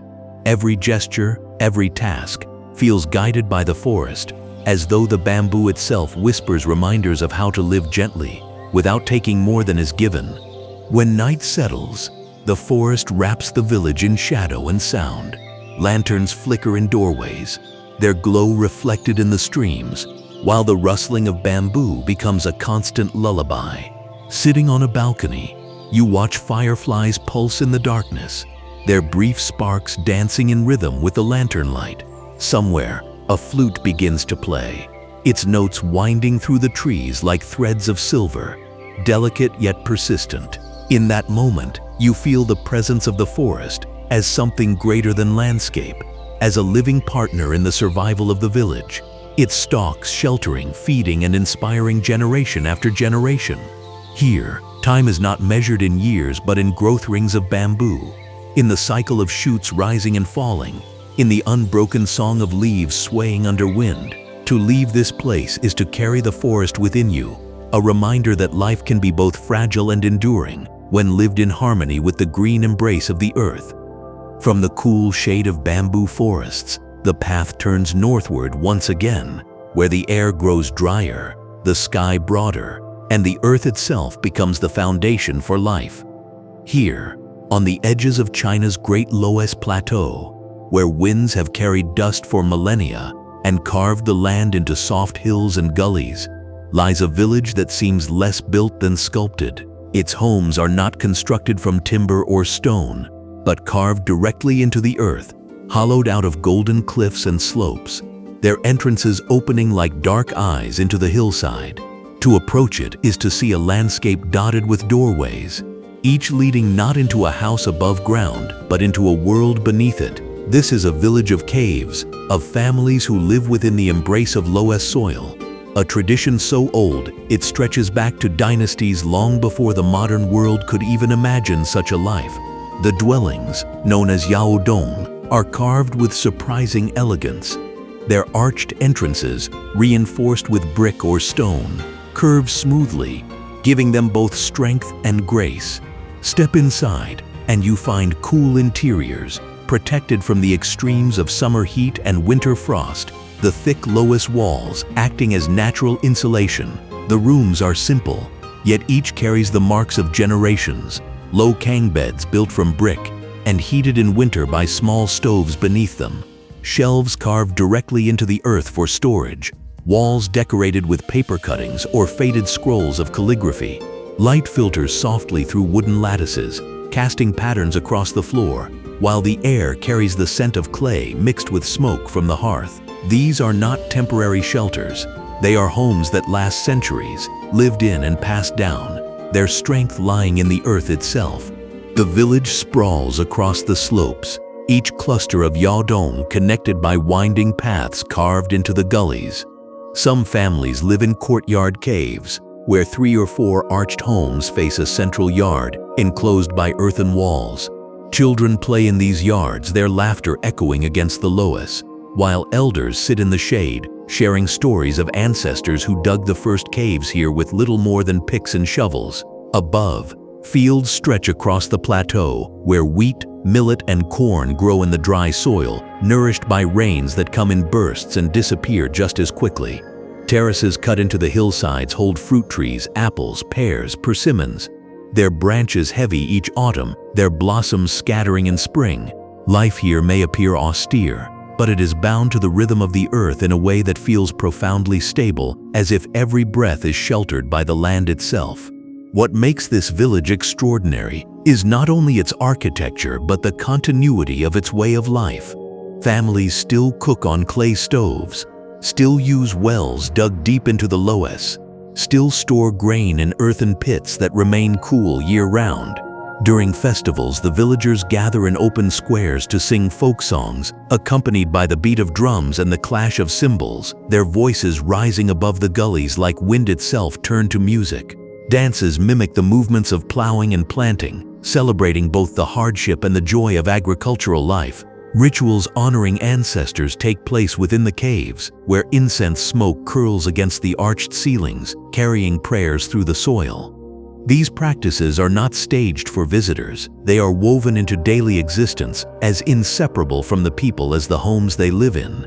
Daily routines are shaped by the land's demands.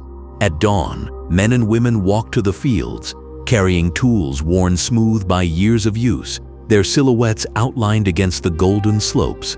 Children fetch water from communal wells, balancing buckets across wooden yokes, their steps steady along paths carved deep by generations of feet.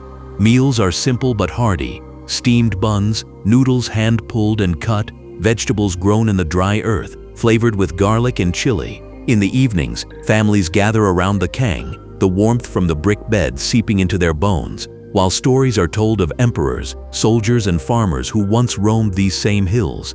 The rhythm is steady, patient, shaped by seasons, by rain and harvest, by the eternal presence of the loess that cradles them. And when night falls, the village disappears almost entirely into shadow. The earth-colored cliffs and homes merge with the darkness, leaving only lanterns glowing faintly at cave entrances, like stars embedded in the hillside. The sky stretches wide above, a dome of constellations unhindered by city lights, while the lowest cliffs hold the warmth of the day and release it slowly into the night. Standing on a ridge, you see the village not as a collection of homes, but as part of the earth itself, indistinguishable from the land that shelters it. Here, time feels measured in layers of soil, in centuries of wind carrying dust, in generations of families who have carved their lives into the hillside. It is a place where human resilience and the earth are inseparable, where to live is to burrow into history, to become part of the land, to be sheltered not just by walls, but by the timeless embrace of the earth itself. From the golden loess cliffs where families live within the earth, the road descends again, winding into a gorge where the land seems split open by the force of water. Here, the river runs narrow and swift, its current carving deep channels through stone, its voice echoing endlessly against the cliffs. Along its banks, pressed tightly between rock walls and water, stands a village that seems almost precarious, its wooden houses balanced on tall stilts, rising directly above the current. These homes appear fragile at first glance, yet they have endured centuries of floods and storms, their timbers anchored firmly into the riverbank. To arrive here is to hear the roar of water before you see the rooftops, to feel the cool spray of mist before you step onto the wooden platforms. It is a place where every heartbeat seems tied to the rhythm of the river, where survival has always depended on balance with its power.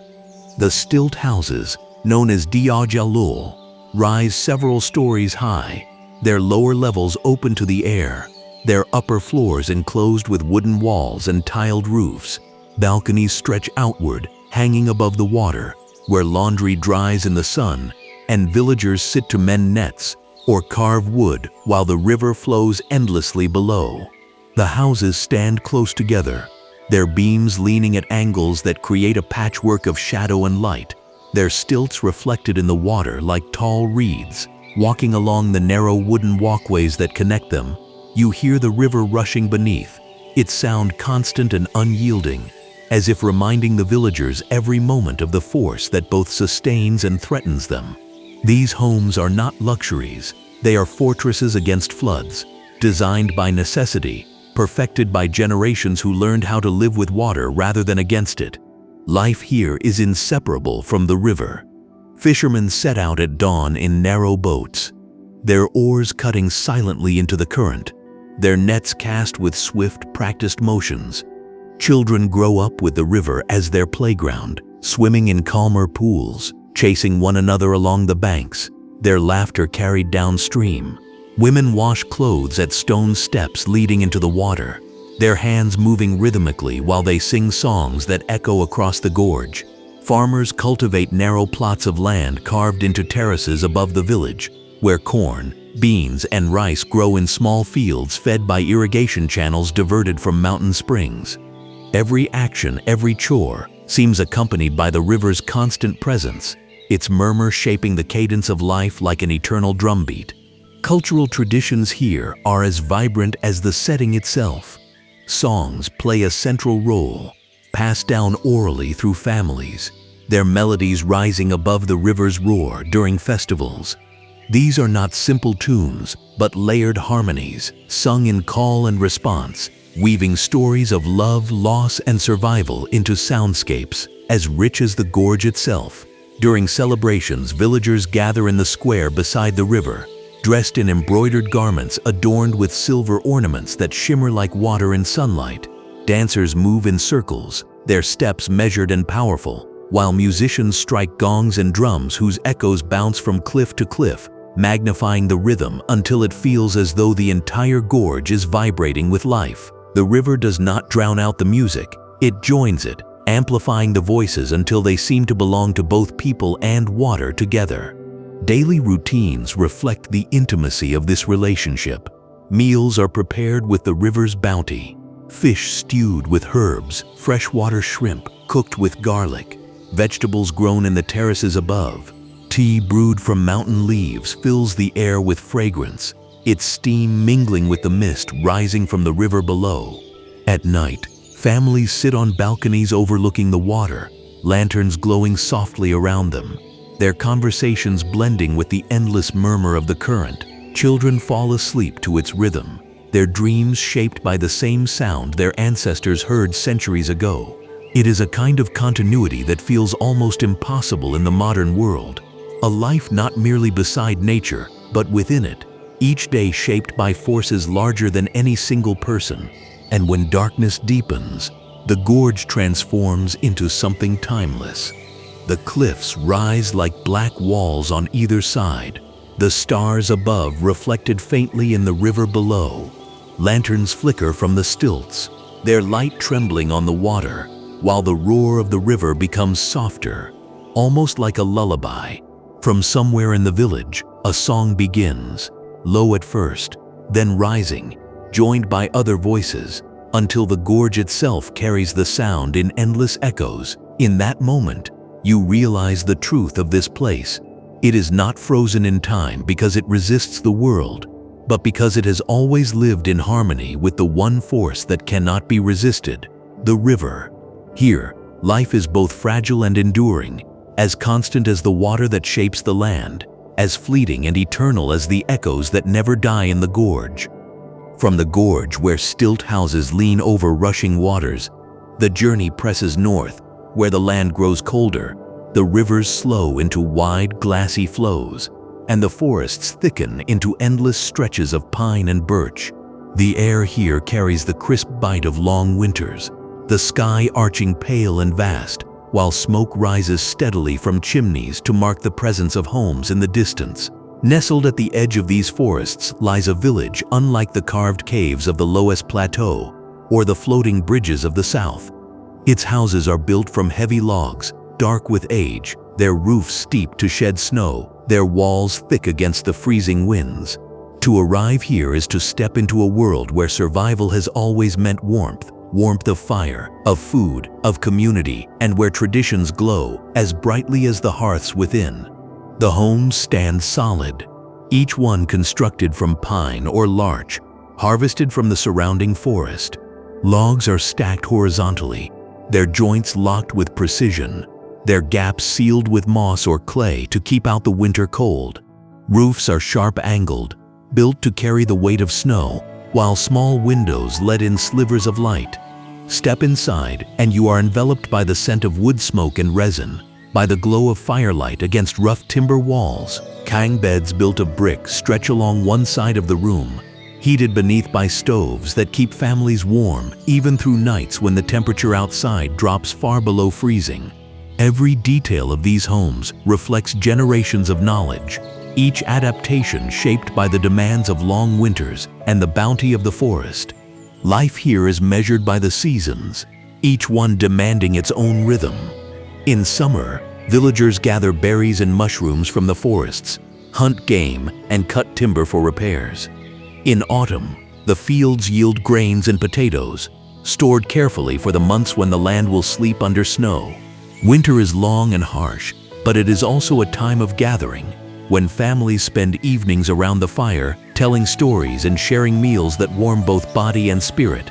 Thick soups of meat and root vegetables simmer in iron pots, filling the air with their fragrance, while tea steams in cups, drunk slowly to ease the cold. Spring brings relief, the cracking of ice on rivers, the greening of fields, the return of migratory birds whose calls announce the cycle beginning anew. Each season is not only endured but celebrated, accepted as part of life's rhythm. The forests surrounding the village are more than resources. They are sacred spaces, alive with meaning. Elders speak of spirits dwelling in the trees, protectors of the land who must be honored before felling wood or hunting game. Offerings of bread or fruit are placed at the base of old pines, and festivals mark the beginning of harvests and hunts with dances and songs performed to thank the forest. Music is played on wooden instruments, their tones low and resonant, echoing the sounds of wind through branches. Costumes of fur and embroidered cloth are worn, decorated with patterns of animals and celestial symbols. Each ritual carries with it not only belief but memory, tying the community to generations who lived and died under the same trees, guided by the same traditions. Festivals in winter are especially vivid. As snow covers the village in silence, lanterns are lit in every window, their glow reflected on the white ground. Families gather in the square to share roasted meats, breads, and warming drinks, while children play in the snow, their laughter ringing like bells through the frosty air. Dancers stamp their feet to the beat of drums, their movements shaking snow from their garments, while songs rise into the crisp night, their verses speaking of endurance, of gratitude, of the turning of seasons. Fireworks crack open against the cold sky, their sparks scattering like stars across the frozen landscape, their warmth felt for only a moment before disappearing. Yet in that moment, the village feels like the center of the world, alive with light, heat, and spirit against the vast cold. When the festival ends and the fires fade, the village returns to its steady silence.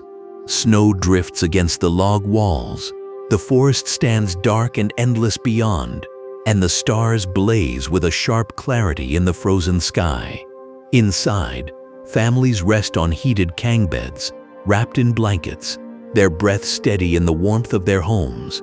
Outside, the world lies still, broken only by the distant howl of wolves or the crack of ice shifting on the river. Standing there, you understand what it means to live in such a place, not to conquer the cold, but to endure it, to meet it with fire, with song, with community. The log houses do not merely shelter bodies, they shelter traditions, holding within their walls the warmth of stories, the glow of memory, the strength of lives lived in harmony with forest and frost alike. From the snow-bound forests of the far north, the road bends eastward, where the air softens, the wind carries a faint fragrance, and the hills unfold in endless green. Here, slopes are covered not with terraces of rice or corn, but with rows upon rows of tea bushes, trimmed low and neat, their leaves shimmering under morning dew. Mist drifts lazily through the valleys, curling around the ridges, softening every outline until the hills look like brushstrokes from a painter's hand. Nestled among these tea fields lies a village where life has been tied to the leaf for centuries, where every season is marked not by the sowing of grain, or the grazing of herds, but by the plucking, drying, and brewing of tea. To walk into this place is to be greeted not only by the sight of green hills, but by the aroma of leaves drying over fires, of tea being poured into clay cups, a fragrance that is both daily necessity and cultural treasure. The homes of the village are built in harmony with the slopes, their wooden balconies overlooking the fields, their tiled roofs leaning gently against the mist. Courtyards open inward, where bamboo baskets overflow with freshly picked leaves, their green slowly darkening as they are spread out to wither. Walking along stone paths between houses, you hear the rustle of baskets being carried, the soft chatter of women sorting leaves, the steady crackle of fires used for roasting. Inside the homes, tea is not only prepared for drinking but revered. Clay teapots, seasoned by generations, cups so small, they force each sip to be slow, deliberate, mindful. To share tea here is to share time, to sit together without hurry, to honor a tradition that has carried families for longer than memory can trace. The tea fields themselves are works of art. Carved into the hillsides, they rise in tier upon tier of green, their lines curving gracefully like waves frozen in motion. At dawn, the mist hangs low, and pickers move silently through the rows, their baskets strapped to their backs, their fingers deftly plucking only the youngest leaves and buds. Their motions are precise, almost meditative, repeated thousands of times each season, yet never rushed. Each leaf holds value, and each harvest is a communal effort, families working side by side, songs sometimes rising softly to ease the labor, their voices blending with the rustle of leaves in the morning air. By midday, the baskets are full, and the fields glow under the sun, their green deepened, their fragrance strong, a living sea of flavor waiting to be transformed. The process of turning these leaves into tea is as much ritual as work. After plucking, the leaves are spread to wither, losing their moisture before being rolled by hand, twisted and pressed in motions refined by centuries. Fires are stoked, and the leaves are roasted or steamed, their scents filling the village with notes that range from floral to earthy, delicate to strong. Some are left to ferment slowly, darkening over months or years into teas that command reverence, while others are dried quickly, locking in the freshness of spring. Each family guards its methods carefully, passing them down like inheritance, each variation producing flavors unique to their lineage. It is here that you realize tea is not just a drink. It is memory, labor, devotion, and art combined into a single leaf. Festivals here are naturally tied to the harvest. When the first flush of leaves is gathered in spring, the entire village celebrates with music, food, and of course endless cups of freshly brewed tea. Drums echo across the hills, their sound softened by mist, while dancers move in flowing garments dyed green and gold, their sleeves swirling like leaves caught in wind. Tables are set in the open square, laden with dishes flavored by tea itself, chicken steamed with leaves, rice cooked in fragrant brews, cakes infused with green powder. Elders perform rituals to honor the land and the plants, offering the first brew of the season to ancestors as incense curls upward into the morning air. The celebration is not only for abundance but for continuity, a reminder that every harvest connects the living to those who once worked these same fields. At night, when the mist thickens and the hills fade into shadow, the village glows with lanterns that illuminate both homes and fields. Families gather in courtyards, sipping tea in silence, their faces warmed by the glow of firelight. The hills lie quiet, but the air still carries the faint fragrance of leaves drying and roasting, the scent lingering like a promise of the next day's labor. From a balcony overlooking the fields, you see the terraces ripple outward into darkness, a sea of green turned silver under the moon. And in that stillness, you understand why tea has endured not only as a drink but as a way of life, because it is patient, because it demands care, because it carries within it the essence of time itself. This village, bound to its leaves, is a reminder that life can be lived slowly, one sip at a time, each moment savored as if it were a harvest in itself. From the green slopes of the tea hills, The path winds higher into the mountains, where the air thins and the world begins to blur with clouds. Here, peaks rise sharply, their summits often hidden beneath drifting mists, and valleys disappear into veils of white. Among these heights lies a village that seems almost suspended between earth and sky, a settlement perched above the clouds, where homes cling to cliffs and wooden walkways trace the edges of stone like delicate threads. To arrive here is to step into a place where the world below feels distant, where the daily rhythm is set not by the noise of cities or the rush of rivers, but by the slow drifting of clouds that wrap the village in their endless embrace. The homes here are built from timber, their beams darkened by years of wind and rain, their roofs heavy with tiles that gleam when the mist lifts. They perch on ridges, sometimes directly against cliff faces, their foundations anchored deep into the rock. Wooden walkways stretch outward, connecting houses with narrow planks that hover above dizzying drops, their railings worn smooth by countless hands. Walking along them, you feel the mountain air against your face, the clouds moving below like seas of shifting silver.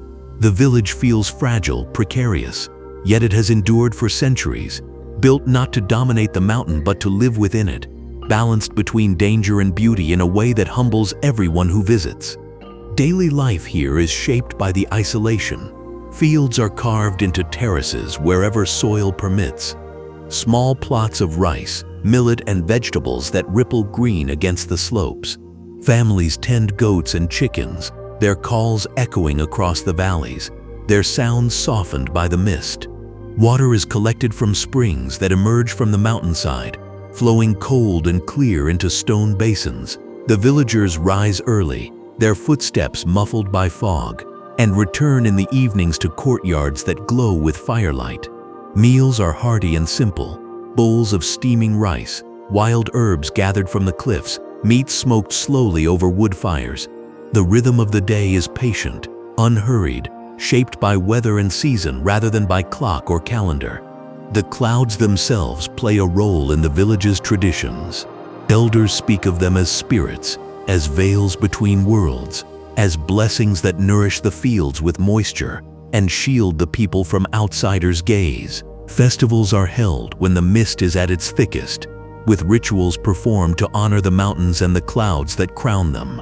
Dancers move in flowing garments of white and gray, their steps mimicking the swirling of mist around the peaks. Songs are sung in long, drawn-out tones that rise and fall like wind through canyons, their echoes carrying far beyond the village into the valleys below. Offerings of rice, incense, and fruit are placed at shrines carved into the cliffs, their smoke curling upward until it disappears into the fog, as if carried directly to unseen spirits above. The beauty of this place is not only in its rituals but in its silence. At dawn, when the mist parts briefly, the mountains reveal themselves, endless ridges stretching into the distance, their outlines fading into pale blue horizons. By noon, the clouds return, wrapping everything in a cocoon of white, so thick that sound itself feels muffled, every voice reduced to a whisper. The stillness is profound, broken only by the creak of wooden walkways or the distant ringing of goat bells. For those who live here, the mist is not emptiness but presence, a companion that has guarded their way of life for generations. It keeps the village hidden, preserves its pace, allows it to endure above the world that races far below. And when night falls, the village seems suspended in the stars. The clouds drift away, leaving the peaks silhouetted against a sky so clear the constellations blaze like fire.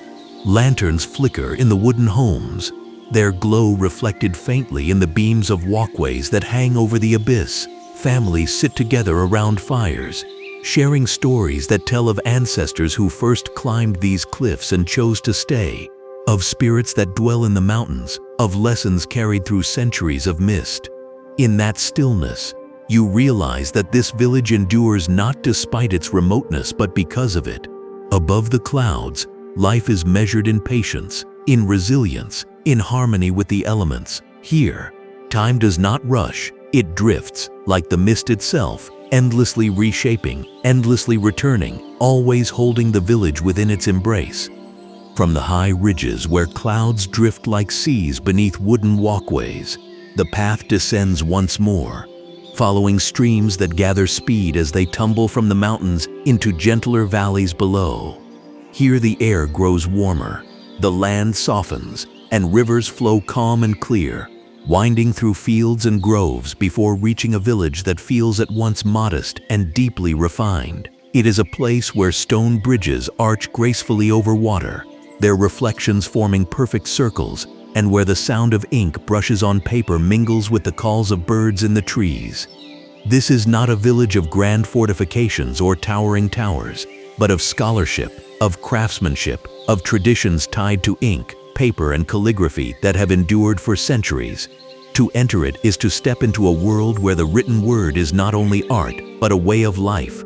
The homes here are built of stone and timber, their courtyards shaded by old trees, their walls whitewashed and lined with latticed windows.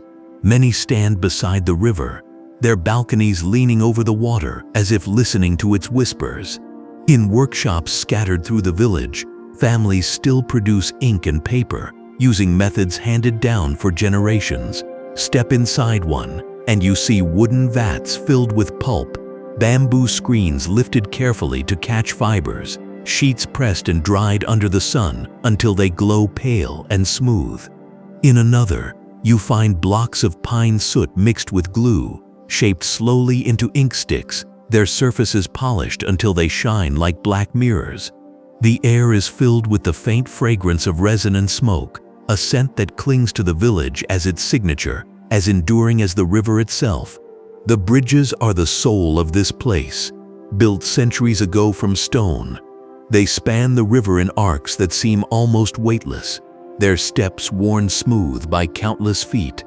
To cross them is to feel history underfoot, scholars carrying scrolls, villagers fetching water, traders bringing goods to market.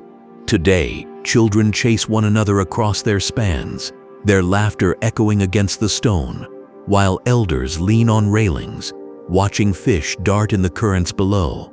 At dawn, when mist rises from the river, the bridges seem to float, half in air, half in reflection, as though they belong to two worlds at once. And when lanterns are lit at night, their glow forms circles of fire on the water's surface, each bridge transformed into a glowing path suspended between past and present. Cultural traditions thrive here with a gentleness that feels timeless. Calligraphers sit at low wooden tables, their brushes dipping into ink, their strokes flowing across paper in patterns both deliberate and free.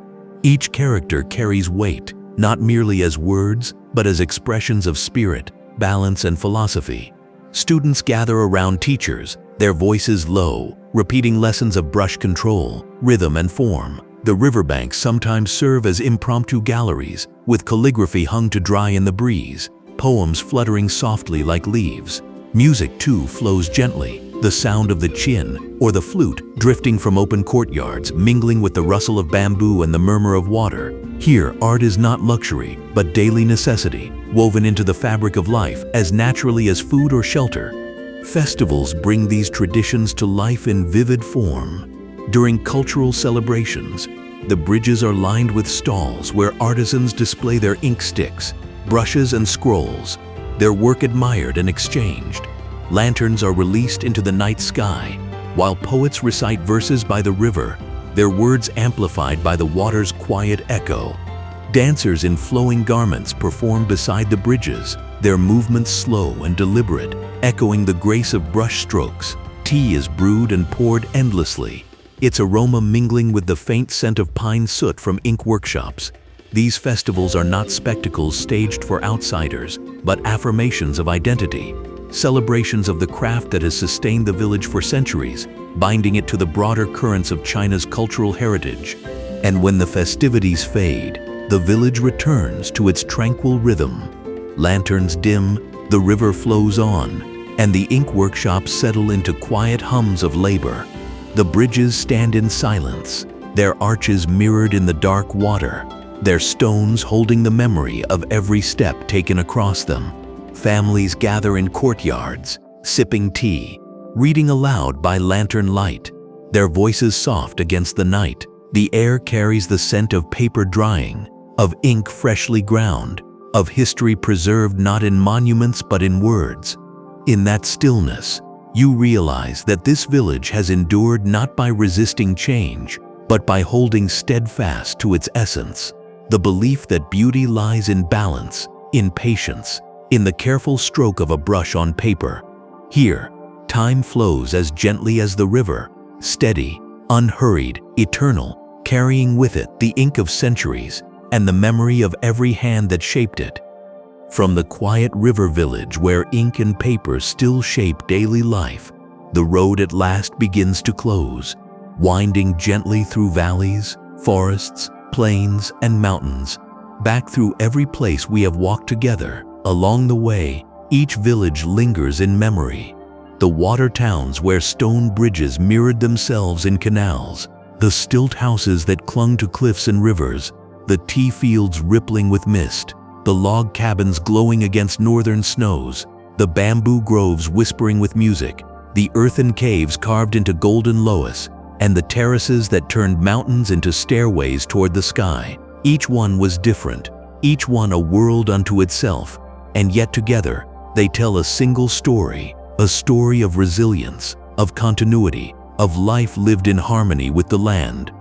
China's villages are not relics, they are living, breathing testaments to the endurance of human spirit and the memory of countless generations. When you think back to them, what strikes you most is not their architecture or their landscapes, though both are extraordinary. It is the people, men and women, who rise with the dawn to tend fields, to guide herds, to mend nets, to carve wood, to sing songs that have no written score but are remembered by heart. It is the children who laugh in courtyards, chasing one another across stone steps polished by centuries of footsteps. It is the elders who sit in the shade, telling stories of ancestors long gone but never forgotten, their voices weaving threads that tie the present to the past. These villages endure because of their people, not because they resist change, but because they live rooted in values that the modern world too often forgets: patience, community, respect for land, reverence for memory. What unites all of them, whether in the frozen forests of the north or the river gorges of the south, is a deep sense of balance. Balance with the earth, with the seasons, with one another. The stilt houses rise not to defy floods, but to live above them. The terraced fields climb mountains not to conquer, but to coexist with them. The tea farmers pluck leaves not in haste but with reverence for the plant that sustains them. Every choice, every tradition carries the wisdom of adaptation, of harmony rather than domination.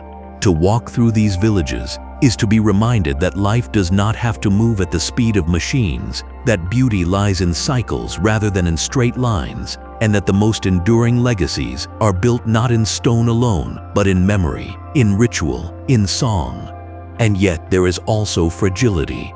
Many of these villages face pressures of migration, of modernization, of vanishing traditions.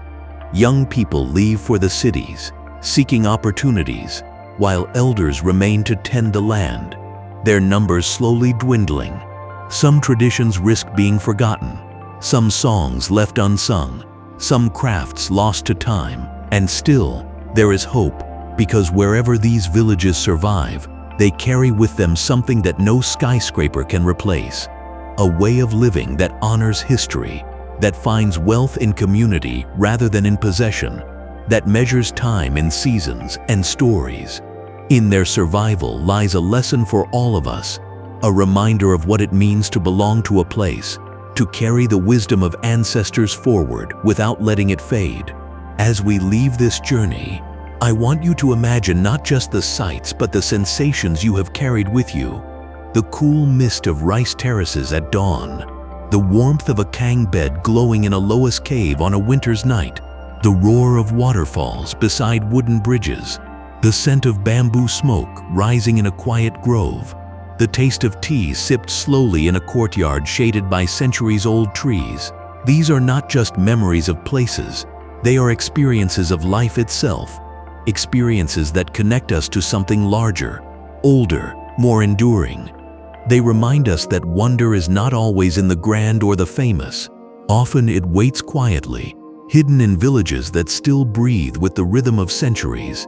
And so, as this journey through China's ancient villages comes to an end, let us carry their lessons with us. Let us remember that time does not always have to rush, that progress does not have to erase, that beauty can be found in the smallest details of daily life. These villages are more than destinations. They are reminders of how to live, slowly, meaningfully, in harmony with the world around us. And if you have walked with me this far, through mist and forest, through river and desert, then perhaps you too now carry a piece of their spirit. Until the next journey, may you find wonder in the hidden corners of the world, and may you return here, again and again, to walk with me through the timeless heart of China.